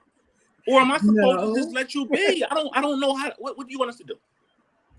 If we say nothing, then that's when y'all have put us in our feelings. Or if we say nothing, it's because maybe y'all have like downplayed what we say and we don't feel like there's comfort coming to you. KD, what I'm saying is somebody else could have put you in your feelings. It don't have to be us. That's true. That's But true. as our mate, you should be our comforter. Whoever put us in that feeling, y'all should be there for us to cry on your shoulder. I'm not mad at that, KD, but don't fucking sit out here and throw that shit out there. It's always us that put y'all in your feelings. Okay, T, I recant that statement, America. I recant the statement that it is always the man that put us in our feelings. In Karen the same recant way, that statement. in the same way that you saying that we should be there as a shoulder for y'all to cry on, I need y'all to be there when I don't want to fucking communicate. Just like that. You know what? I can't. Did you say straight like that? God. See, straight like that. Straight like that. Child, please. Listen, he done went and changed this shirt. What is he up to? Because the bullshit What is he bullshitting. up to? The bullshit is bullshitting. You know what I mean? Child, please. We put y'all in y'all feelings. So when y'all say y'all cool, we put y'all in y'all feelings. Child, please.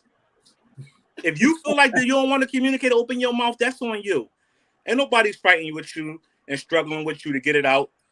Just tell me. And that's fine, because that Right. just shows me that that I am no priority to you. Who controls Here the we narrative? Here What we the fuck is go. this controlling of the narrative? Oh, you told me that you really don't care if you don't struggle to find out what's wrong with me. Are we? What the? Why? Why do it gotta be like that? Why you? If I ask you a question, just open your mouth and say, "I'm mad at you." You have to realize y'all are thinking in a non-committal male way. You have men out there that don't think like that. So if I ask you what's wrong and you say nothing, I'm supposed to know, oh, no, that means you did it. Then I say, are you sure? Yup. And what am I supposed to do after that? You tell me, since you got the answers. Well, I mean, if you keep asking and I keep saying nothing, we ain't kids. We ain't kids. They ain't gotta keep asking and begging you. Okay, well, there you go. Who gotta keep begging you? That's, you know what that is? No. That's, you know what that is? And y'all ladies use this word a lot. That's a narcissistic view point, and that's a narcissistic way to control the fucking narrative and think it's always about you. That's a definition of a narcissist. You don't know that? Look it up. So if you telling us that we gotta go through hoops and jump through hoops after we asked you 4 times and you decide to tell us when you feel like it, you're being narcissistic. No, because after you ask me, I'm gonna tell you. So if you have to ask you me just 4 said times, you want to say nothing, and we gotta be searching around. We gotta go on a treasure hunt to find the clues. Not the treasure hunt. On a scavenger hunt to find the clues on why you upset with me. Well, if you got one that you have to ask that many times, you have to keep asking and keep asking and keep asking, then that's a conversation y'all need to be having. But at least inquire. At least. Laura said, if I'm asked what's wrong and I say nothing, believe me, because if there's something wrong and you ask, I will let you know. Stop with the confusion. Just say what's on your mind. Yes. If I say, babe, you cool, and you say no, then I'm the next time after the word no, I'm hopefully you saying no, I hate you, or no, I'm mad at you, and no with something. If you say no, then my next thing is gonna be what's wrong. If you don't say nothing, you sit there looking out the window crazy. I'm gonna stand next to you and look crazy with you. I'm gonna stand just like this and say, I guess we're looking at the same thing then, baby. Because I don't know. But you know, men do that too. What? Nothing. Like, because what's we wrong? chilling. Nothing. You know why? And sometimes some shit be wrong. Yeah, it be wrong. You know what? The moment we say something wrong, you know what the next thing is? Well, if you would have did this last week, you wouldn't have. Y'all coming back at us with the bullshit. I'm telling you. We can't never have nothing to ourselves. We can't. We can't feel no type of way about nothing. That's why you smiling. You know it. Hold on now. If a man ever replies to you with nothing is wrong and it is something wrong, that means he doesn't believe he's in a safe space. Yep, not in a safe space. There you go. But yeah, we always have to feel like we're in a safe place. I can place. answer this question. I didn't say you always had to feel like that. We're not in a safe place. If we say nothing, we just trying to cut down on a 45-minute to a 3-hour long conversation. about something that we did wrong 7 months ago. That's all. Because it's going to be like, we're going to forget about what the fuck is wrong with us. Because the conversation that y'all going to bring up next is going to totally take us to a whole nother level. And we just going to be like, you know what? Fuck it. You know what? It's cool. That's why that man took his best friend. He did not. He bugged out. What's wrong? Oh, you was looking at that girl butt 2 days ago. 2 days later, when they got home, oh, that's why. That's why I can't. That's why you can't never go. Say, you know what? You sit your ass in first class with me. And it ain't no Brokeback Mountain. I already told you I ain't moving. Said it ain't no Brokeback Mountain. I told you I ain't moving. I can't. I can't. Please Listen, stop. the moral of the story is yes, there should be common courtesy. Yes, there should be constant communication. But if it's one day and it's not happening all the time, guess what happened? You didn't die. I love this. This is coming from a married person. Okay, communication is the hardest skill to perfect. Practice, practice, practice. That makes perfect. So 24 to 48 hours is a lack of communication. Mm-hmm. Practice it. Don't run away from it. Practice it. That's what we're telling y'all. Married person. Communicate within 24 to 48 hours. We good. It's just a lag. We good. Because y'all tell me that y'all couldn't tell and running in fucking 24 hours. The fuck? Practice means you have to work through it. That's right. Practice means you have to work through it, not you cut your tail and run on 24 fucking hours. Look at Diana's on it tonight. She said, like Katie said, then tell her she's not a safe space. Oh, what? Huh? What kind of conversation you think that's gonna be? Oh my God! Oh, I ain't in a safe space with that man. Yes. But you don't feel comfortable talking to me? Oh, what I'm here for then? Kind of cool. I can see it.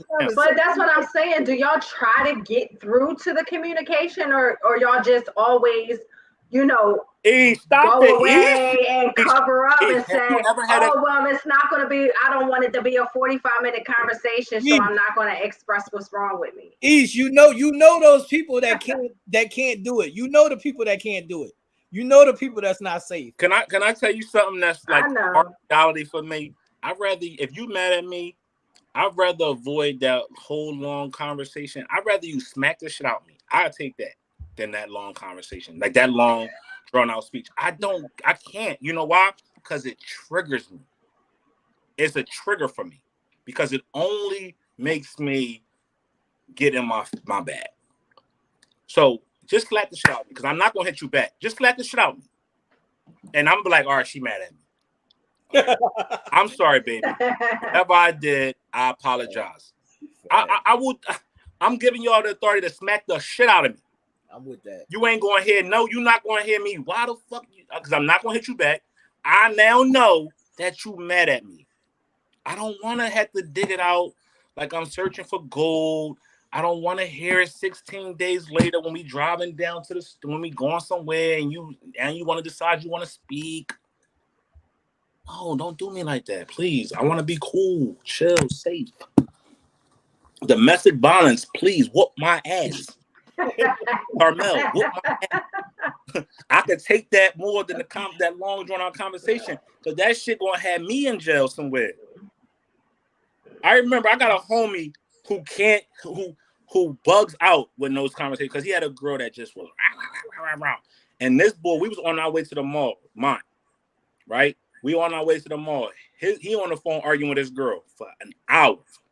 He told her, "I'm about to crash this car and all the niggas inside it cause you working my nerves." That's he was pushed to the brink that he was going to kill me because she was working his nerves. I know who you talk about too. Mont.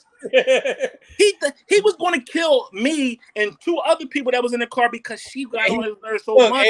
He definitely would have killed everybody. He would have killed us. Wow.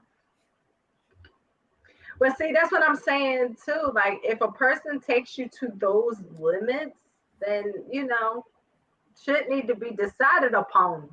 Yep. Yep. No, we're not hitting. Decisions need to be made by we It don't- ain't just body over pushing here. shit under the rug and I'm not communicating because I don't feel like this because it's going to do X, Y, and Z. But sometimes, you know what, ladies, too, y'all gotta also understand. Y'all gotta allow y'all man to communicate. Y'all gotta allow y'all man to have to show himself too, because y'all can't shut him down when he makes a statement. Far too often does that happen, where we'll say something and we could be in the heat of passion. Could we passionate sometimes? We get passionate. What's the first thing a man do when he get up enraged or he get upset? He gets enraged. He's a fighter. He's not a punk. He's not gonna sit there and be timid and say, "Oh my God!" Nobody's doing that. Not a man I know. So when he's telling you something, listen. Sometimes don't be so quick to interject with your feelings right there. Listen to him. Right. Listen to him the full way. That way he feels comfortable with being able to open up. Even if you don't agree, just let that man speak. If you don't agree with it, you don't gotta say shit. Just talk, let him talk. And after what he say, he probably gonna be like, all right, I got that off my chest, I'm cool now. And you ain't gotta come back with a, well, that. It just be sometimes listening is better than fighting.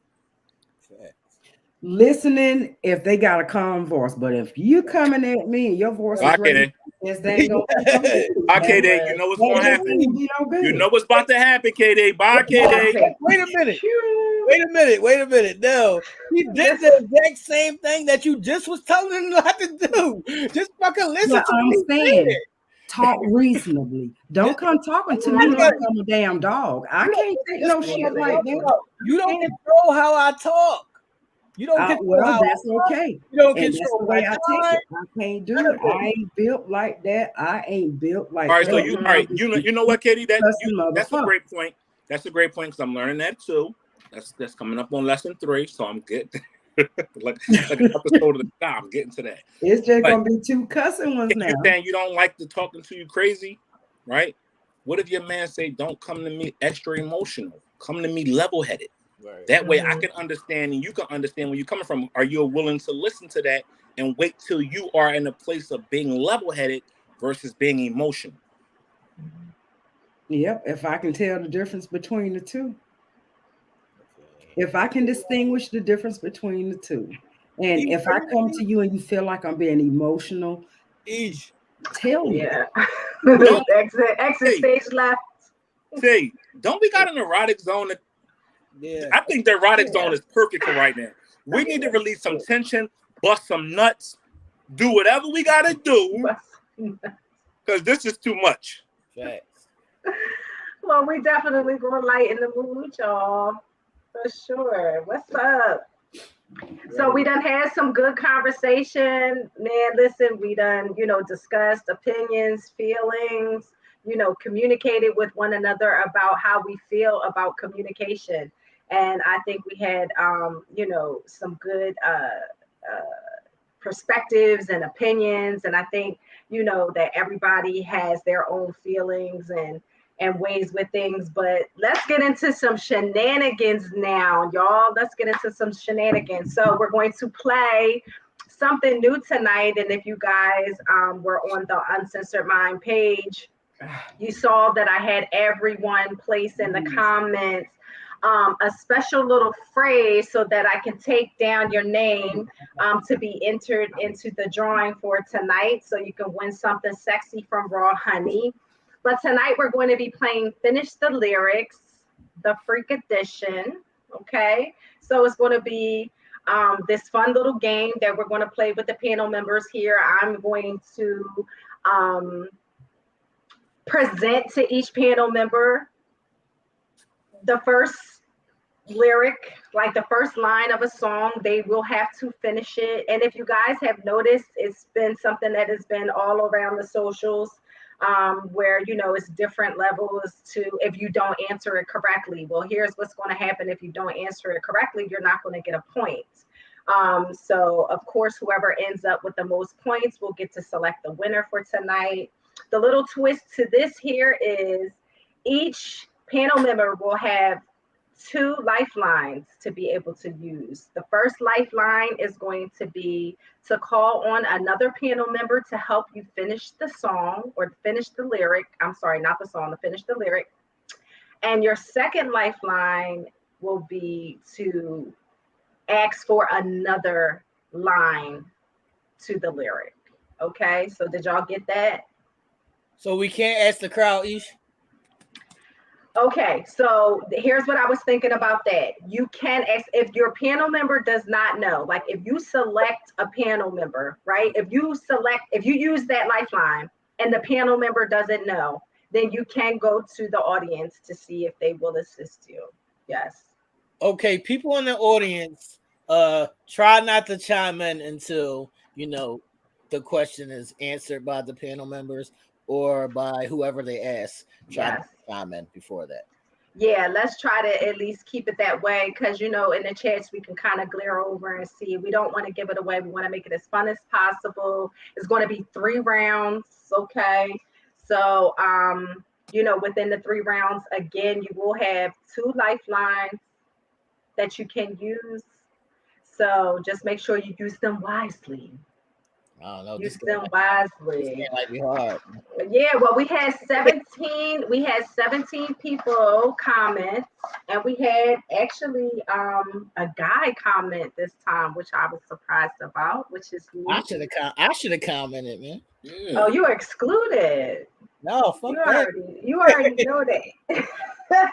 But we had 17 people comment this evening. So if you got your comments in before 9 p.m., you were documented down.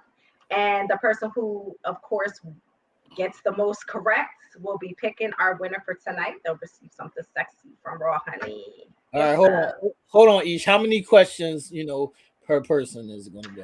So it's 3 rounds and 1 song for each person per round. Okay. Okay, so the first round, I will be going through songs for each of the panel members. Y'all ready? Now, listen, let me just say this.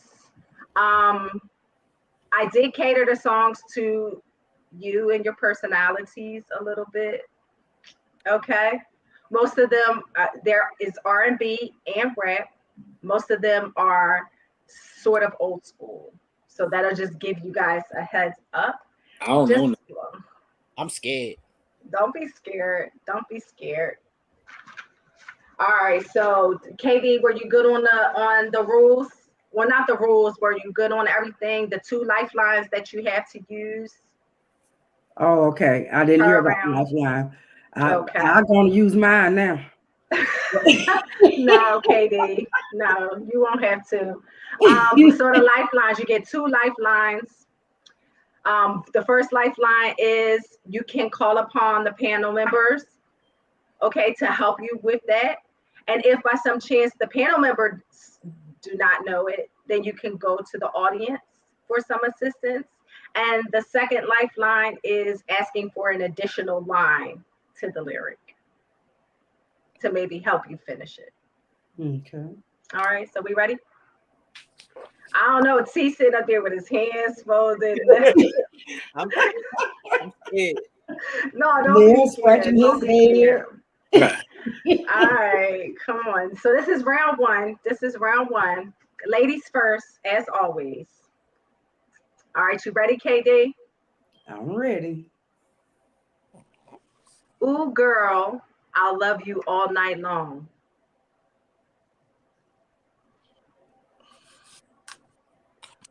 Ooh, girl, I'll love you all night long.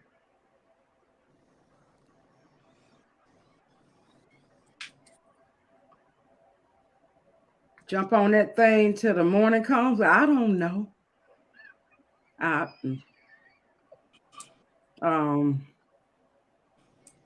many questions we gonna have? Keep copping out. So it's 1 question for each panel member, and it's 3 rounds. So you have 3 questions. This is your first one. Ooh, girl, I'll say it again. Ooh, girl, I'll love you all night long. I don't know that shit. I don't know. I have no clue. Do you want to use a lifeline? I'm gonna save my lifeline. You're gonna save your lifeline? Wait a minute, we only get one lifeline? We got two. No, you get two. You get two lifelines. Ooh, girl, I'll love you all night long. I don't know that shit, so. Does anybody know? All right, I'm gonna say another line. I'm gonna say another line. Ooh, girl, I'll love you all night long. And I know you felt it coming on. You Do you know it now? I know who it's by. I don't know. I can't get it. Nell Googling over there. Nell cheating. No, I can't. I'm not Googling. I'm over here on the StreamYard. I'm running the board. It sounds like it's. Yeah, sing it, Ish. Sing it. And maybe. Ooh, girl. Ooh, girl. Well, I can't sing it because then that's really giving it away. But it's, ooh, girl, I love you all night long. And I know you felt it coming on. But you gotta sing them, Ish, so we catch the rhythm. Ooh, girl, I love you all night long. And I know you felt it coming on. Ooh, girl, the way. It's by the Isley Brothers. Yes, I see. Okay.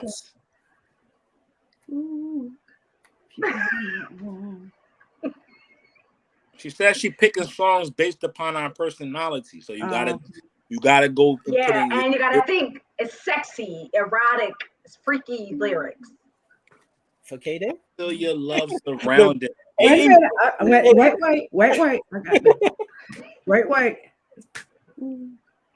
All night long. Ooh, girl, I love you all night long. And I know you felt it coming on. Hey, you already lost that round. All right. Yeah, we're gonna have to move on. Hold on, so you ain't getting tasty love. Oh my God! Between the sheets, Isley Brothers. So let me finish the lyrics for you. It's, oh girl, I love you all night long, and I know you felt it coming on. Oh darling, just taste my love. Oh, you taste so sweet, sharing our love between the sheets. Yeah, I would have never got those lyrics. Okay. All right. So T, you next. You ready? Oh shit. I'm just a bachelor looking for a partner. That's genuine. That's Pony. That's Pony. Right. Okay, but you gotta finish the lyrics. That's the song. Yes, finish the lyrics. I'm just a bachelor looking for a partner. One who knows how to ride. Mm-hmm. One who knows how to ride and got it going on or some shit. And won't keep falling off. Right. All right, so you're gonna use your lifeline. I feel like I still got that point. Yeah. All right. Well, yeah, you was on your way. Now kind of finished it off. But okay. All right, now you ready? So T got 1 point. Where's my pen? All right, now you ready? Yep. I can love you in the shower. He's killing me. I don't know. I can love you in the shower. I don't know. That one I don't know. Yes, you do. Wait until you think about it, man. All right.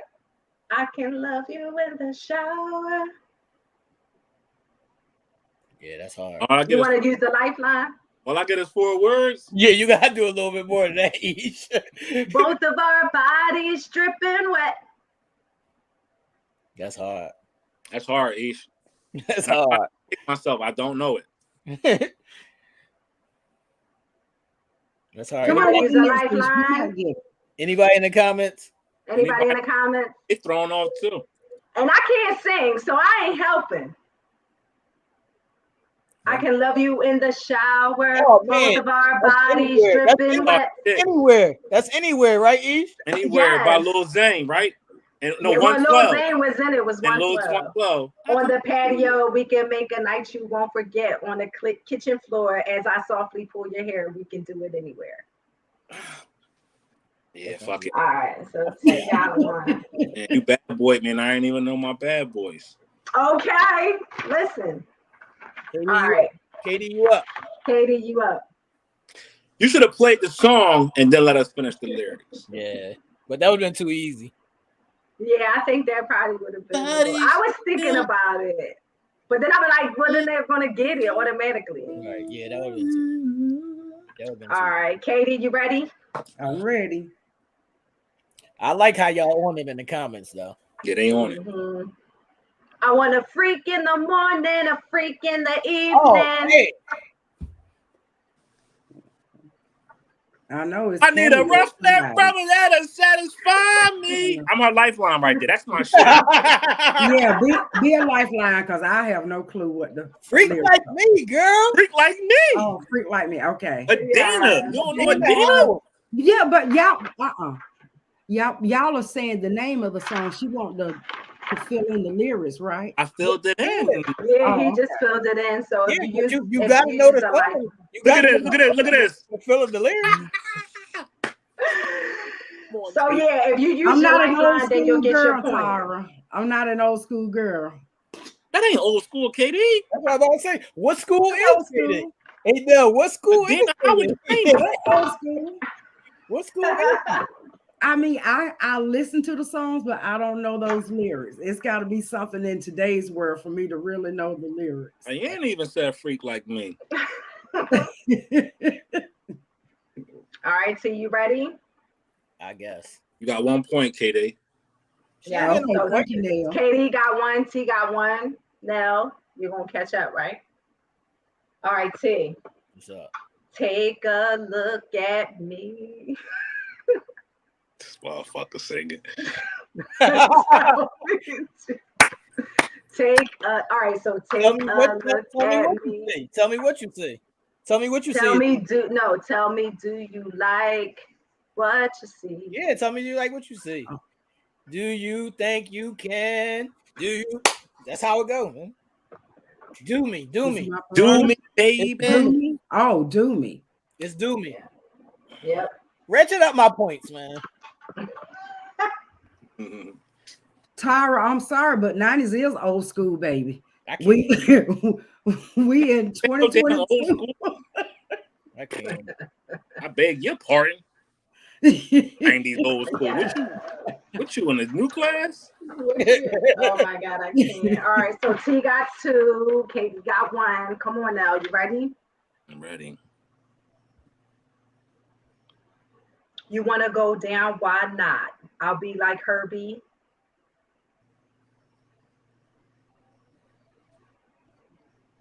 You want to go down? Why not? I'll be like Herbie and.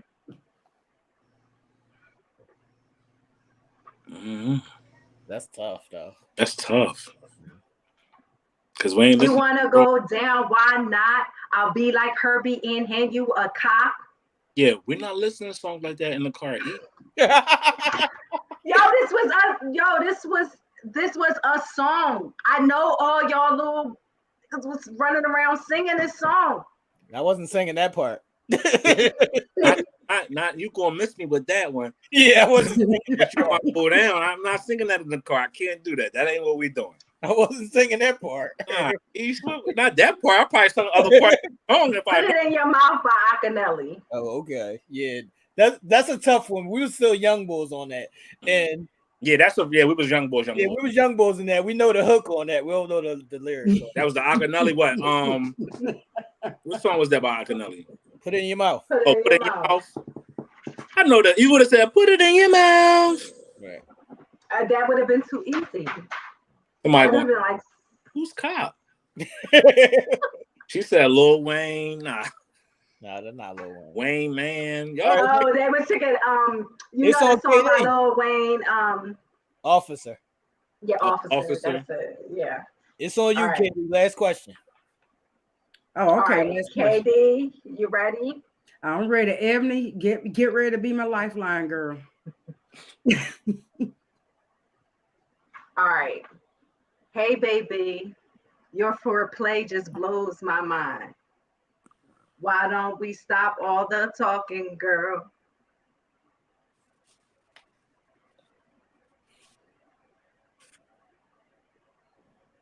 What do Katie be listening to? Can you see? I mean, Come on, Katie, this Steve Harvey. song. No, All right, I'm no. gonna say it again. You listen Hey, to the baby. Steve Harvey.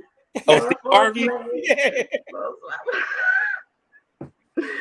Why don't we stop all the talking, girl? Ebony, do you have a clue? She's like, Cause why? your girl ain't. KD needs a lifeline, y'all. You need a lifeline. I have can go absolutely again. no clue. I Why can don't we go. I can go another line for you if you want to use that Go lifeline. another line, Ish. All right, so it's hey baby, your foreplay just blows my mind. Why don't we stop all the talking, girl? Why don't we stop wasting time? I've Obviously, brothers again. I've had my share of lovers. Some said that I'm cruel. If it's a love song, I definitely Can't don't know what turn it me is. on. Wait a minute. It's Barry White. Yeah. it's very right. Oh, I I'm should not have a Barry gave you White all fan. them This, I songs never would have now. got telling that. me that. I've Wait a never minute. been a Barry White fan. Hold on, y'all. Oh, Hold You on. listen to Steve Harvey. He play that 80 times a day. Wait a minute. Wait a minute. I listen to Steve Harvey motivation. Fuck the motivation. You need some love in your life. Fuck that. Listen to these love I've songs. never been a Barry White fan at all. I can't. Who are you a fan of? Once again. oh my God. I just knew, Katie, I just knew you was going to get that one. I just said, I mean, even if we're not a Barry White fan, I know like that's one of those songs that's just that's songs, KD. That's Yeah. a classic. like that's a classic. What is the song? He's like, They practice what you preach. He kills that song, KD. Telling me this, and telling me that. Oh, Say okay. want That's some with you, I'll never go back. I bet Okay, you that's say that 2 times before you get to work tomorrow. not gonna happen, but okay. Not going to happen. Oh my God. So we got T with 2, KD with 1. Nell, come on, this your round. You want to catch up? It's me. Come on, give me. All right. My T, question. It's key it's question. your question. Yes. Plus, I feel like I already won this game by default. I'll keep playing. All right. Some say the X makes the sex spectacular. You can't ask him that. But he gotta finish it. He gotta finish it to get the point. I know. Had I had a known, You didn't know that we was bad boy for life? right? Puffin, I was ace. Some say the X makes it spectacular. I don't think I know the next line though. Oh, It's Biggie, but some I say gotta the think of the X next makes line. the sex spectacular. Let me hit it from your neck to your back. Yeah, shivering, some delivering, chills up your spine. Skip the wine and the candlelight, no crystal tonight. It's all right with you. Fucking, that's right. Cool, Deja vu. Yeah, that's R. Kelly and Big. So if Nell's my lifeline, then that feels like I got. I mean, technically, you should call your lifeline before. He got it. Happens, I feel like I'll give it to you. Got it. Give Yes. him the 3 points. Yes, I'll give you the 3 points, T. Baby. All right. This song or something? All right, Get yeah. a mulligan? Can I get a ABC 1, 2, 3 or something? I feel lost over here. Oh my God. All right. I'm gonna take my time. Give me first. What Give me else? 3 words. Get everybody else 27. Yes, what else, Ish? She's gonna get hers before I. Oh my gosh, he should kill me. Yeah. Come on, these are songs that you know. I'm gonna take my time. Let me put this in my mouth like it's We gotta like catch it's a blunt. Like it's a blunt. I'm gonna take my time. Come on, y'all don't know that song. Give me the next line, Ish. She's gonna get hers before I. I'm gonna take it slow. I'm not gonna rush the stroke. So I didn't know that. Who said that? Sounds like some R. Kelly shit, maybe. Oh my God. I don't know it though. Do y'all know Sensual the audience? Seduction by Snoop Dogg. Oh, I don't like Snoop. Snoop. Ooh. I don't like that song. Yeah, I didn't like that song. That's getting changed as soon as the radio come on. Yeah, we doggy styling it over here. Oh, We doggy styling it over here. damn it. Come on now. So I I'll gave tell you you three. one. I gave you 3 rhymes tonight. You know what? This is the thing, right? I won. Sometimes when you can't win, you got to be there for your friends. So this was a night where I was there for my friends tonight. Yes, That's you right. were. Nell So killed both it my tonight. friends, You knew. I couldn't take home the crown. So I let my friend. I gave love to my friend. I gave life. I don't understand why you're speaking. You lost. I don't But understand. he helped you win. Good night, everybody. He helped you Good night. Right. I don't understand why he's speaking. He lost. Like, Oh But my he God, helped I you win. can't. He did. it's He a was. Capricorn thing. Like, bring on the love, man. He knew I just all want- the other. I just want You to say couldn't have thank won you to without all the Nell. people. I want to say thank you to all the people in the chat. What you thinking for? Nell won. You didn't win. I did Nell win. What won. you talking about? You would not have won without Nell. So Nell won. Hey, I got my first 2 questions by myself. What the fuck you talking about? Did you get your first 2 by yourself? Yes. Oh, okay. Yeah. Wake up over there. Gotta wake up over there. The champ is here. You better wake up over there. The champ is here. Now I'm sorry. Let me Look at finish that my face. speech. Let me finish my speech, man. Shout out to Ish for giving out a great game. You know, shout out to the rest of the panel for losing. Y'all was good sports. And I just want everybody to have some more love in their life. Listen to some more love songs. That's the problem with the world today. We're not listening to enough love songs. And I had this discussion with my son because I was like, so what do you do when you with a girl? Like, what the fuck you listen to? And he's like, we still listening to Lil Durk. And this. I was like, yo, we don't do that. Like, you got to put on the R&B for the girl. You trying to go on a drill, huh? That's what I'm saying. Like, you got to put on the R&B for the girl. You got to, bring that out. Like, so I need everybody to, bring some more love in your life, man. Listen to some love songs, man. KD especially. Please, KD, please. Listen to some love songs. I said, Katie gonna get all of these. That's what I said. I feed my brain other things in the morning time. Whoa, you need to feed your brain love. I'll feed it when the love comes. You gotta feed it all the time. You can't just feed it when it comes. You gotta feed it all. I'll open up my heart chakra, but that don't mean that I'm gonna know the love songs. Thank you, Diana. You need to know the love songs, KD. What you gonna play when it's time to get it grooving? You don't even know the songs. What you gonna play? Oh, I know some songs. You got like 3 songs on your playlist. Like, it's over already. No, I got some songs. I just, like I said, I'm one of those rare people who are not a Barry White fan, number one, and you're not a Barry White fan. You're not a Mary J. Blige fan. You're not an Ozzy Brothers fan. Oh no, I do like the Ozzy Brothers. I do like Ebony. Them. Ebony, I need your help. Who is Katie a fan of? Need assistance here. Just because I'm a fan don't mean I'm gonna know the lyrics. You gotta know the songs. Hilarious. All right, T. Well, you gotta pick a number between 1 and 17. All right.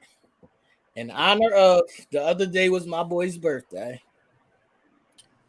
In honor of this is also Mel's number. Dang. We're gonna go number 8. Big 8s.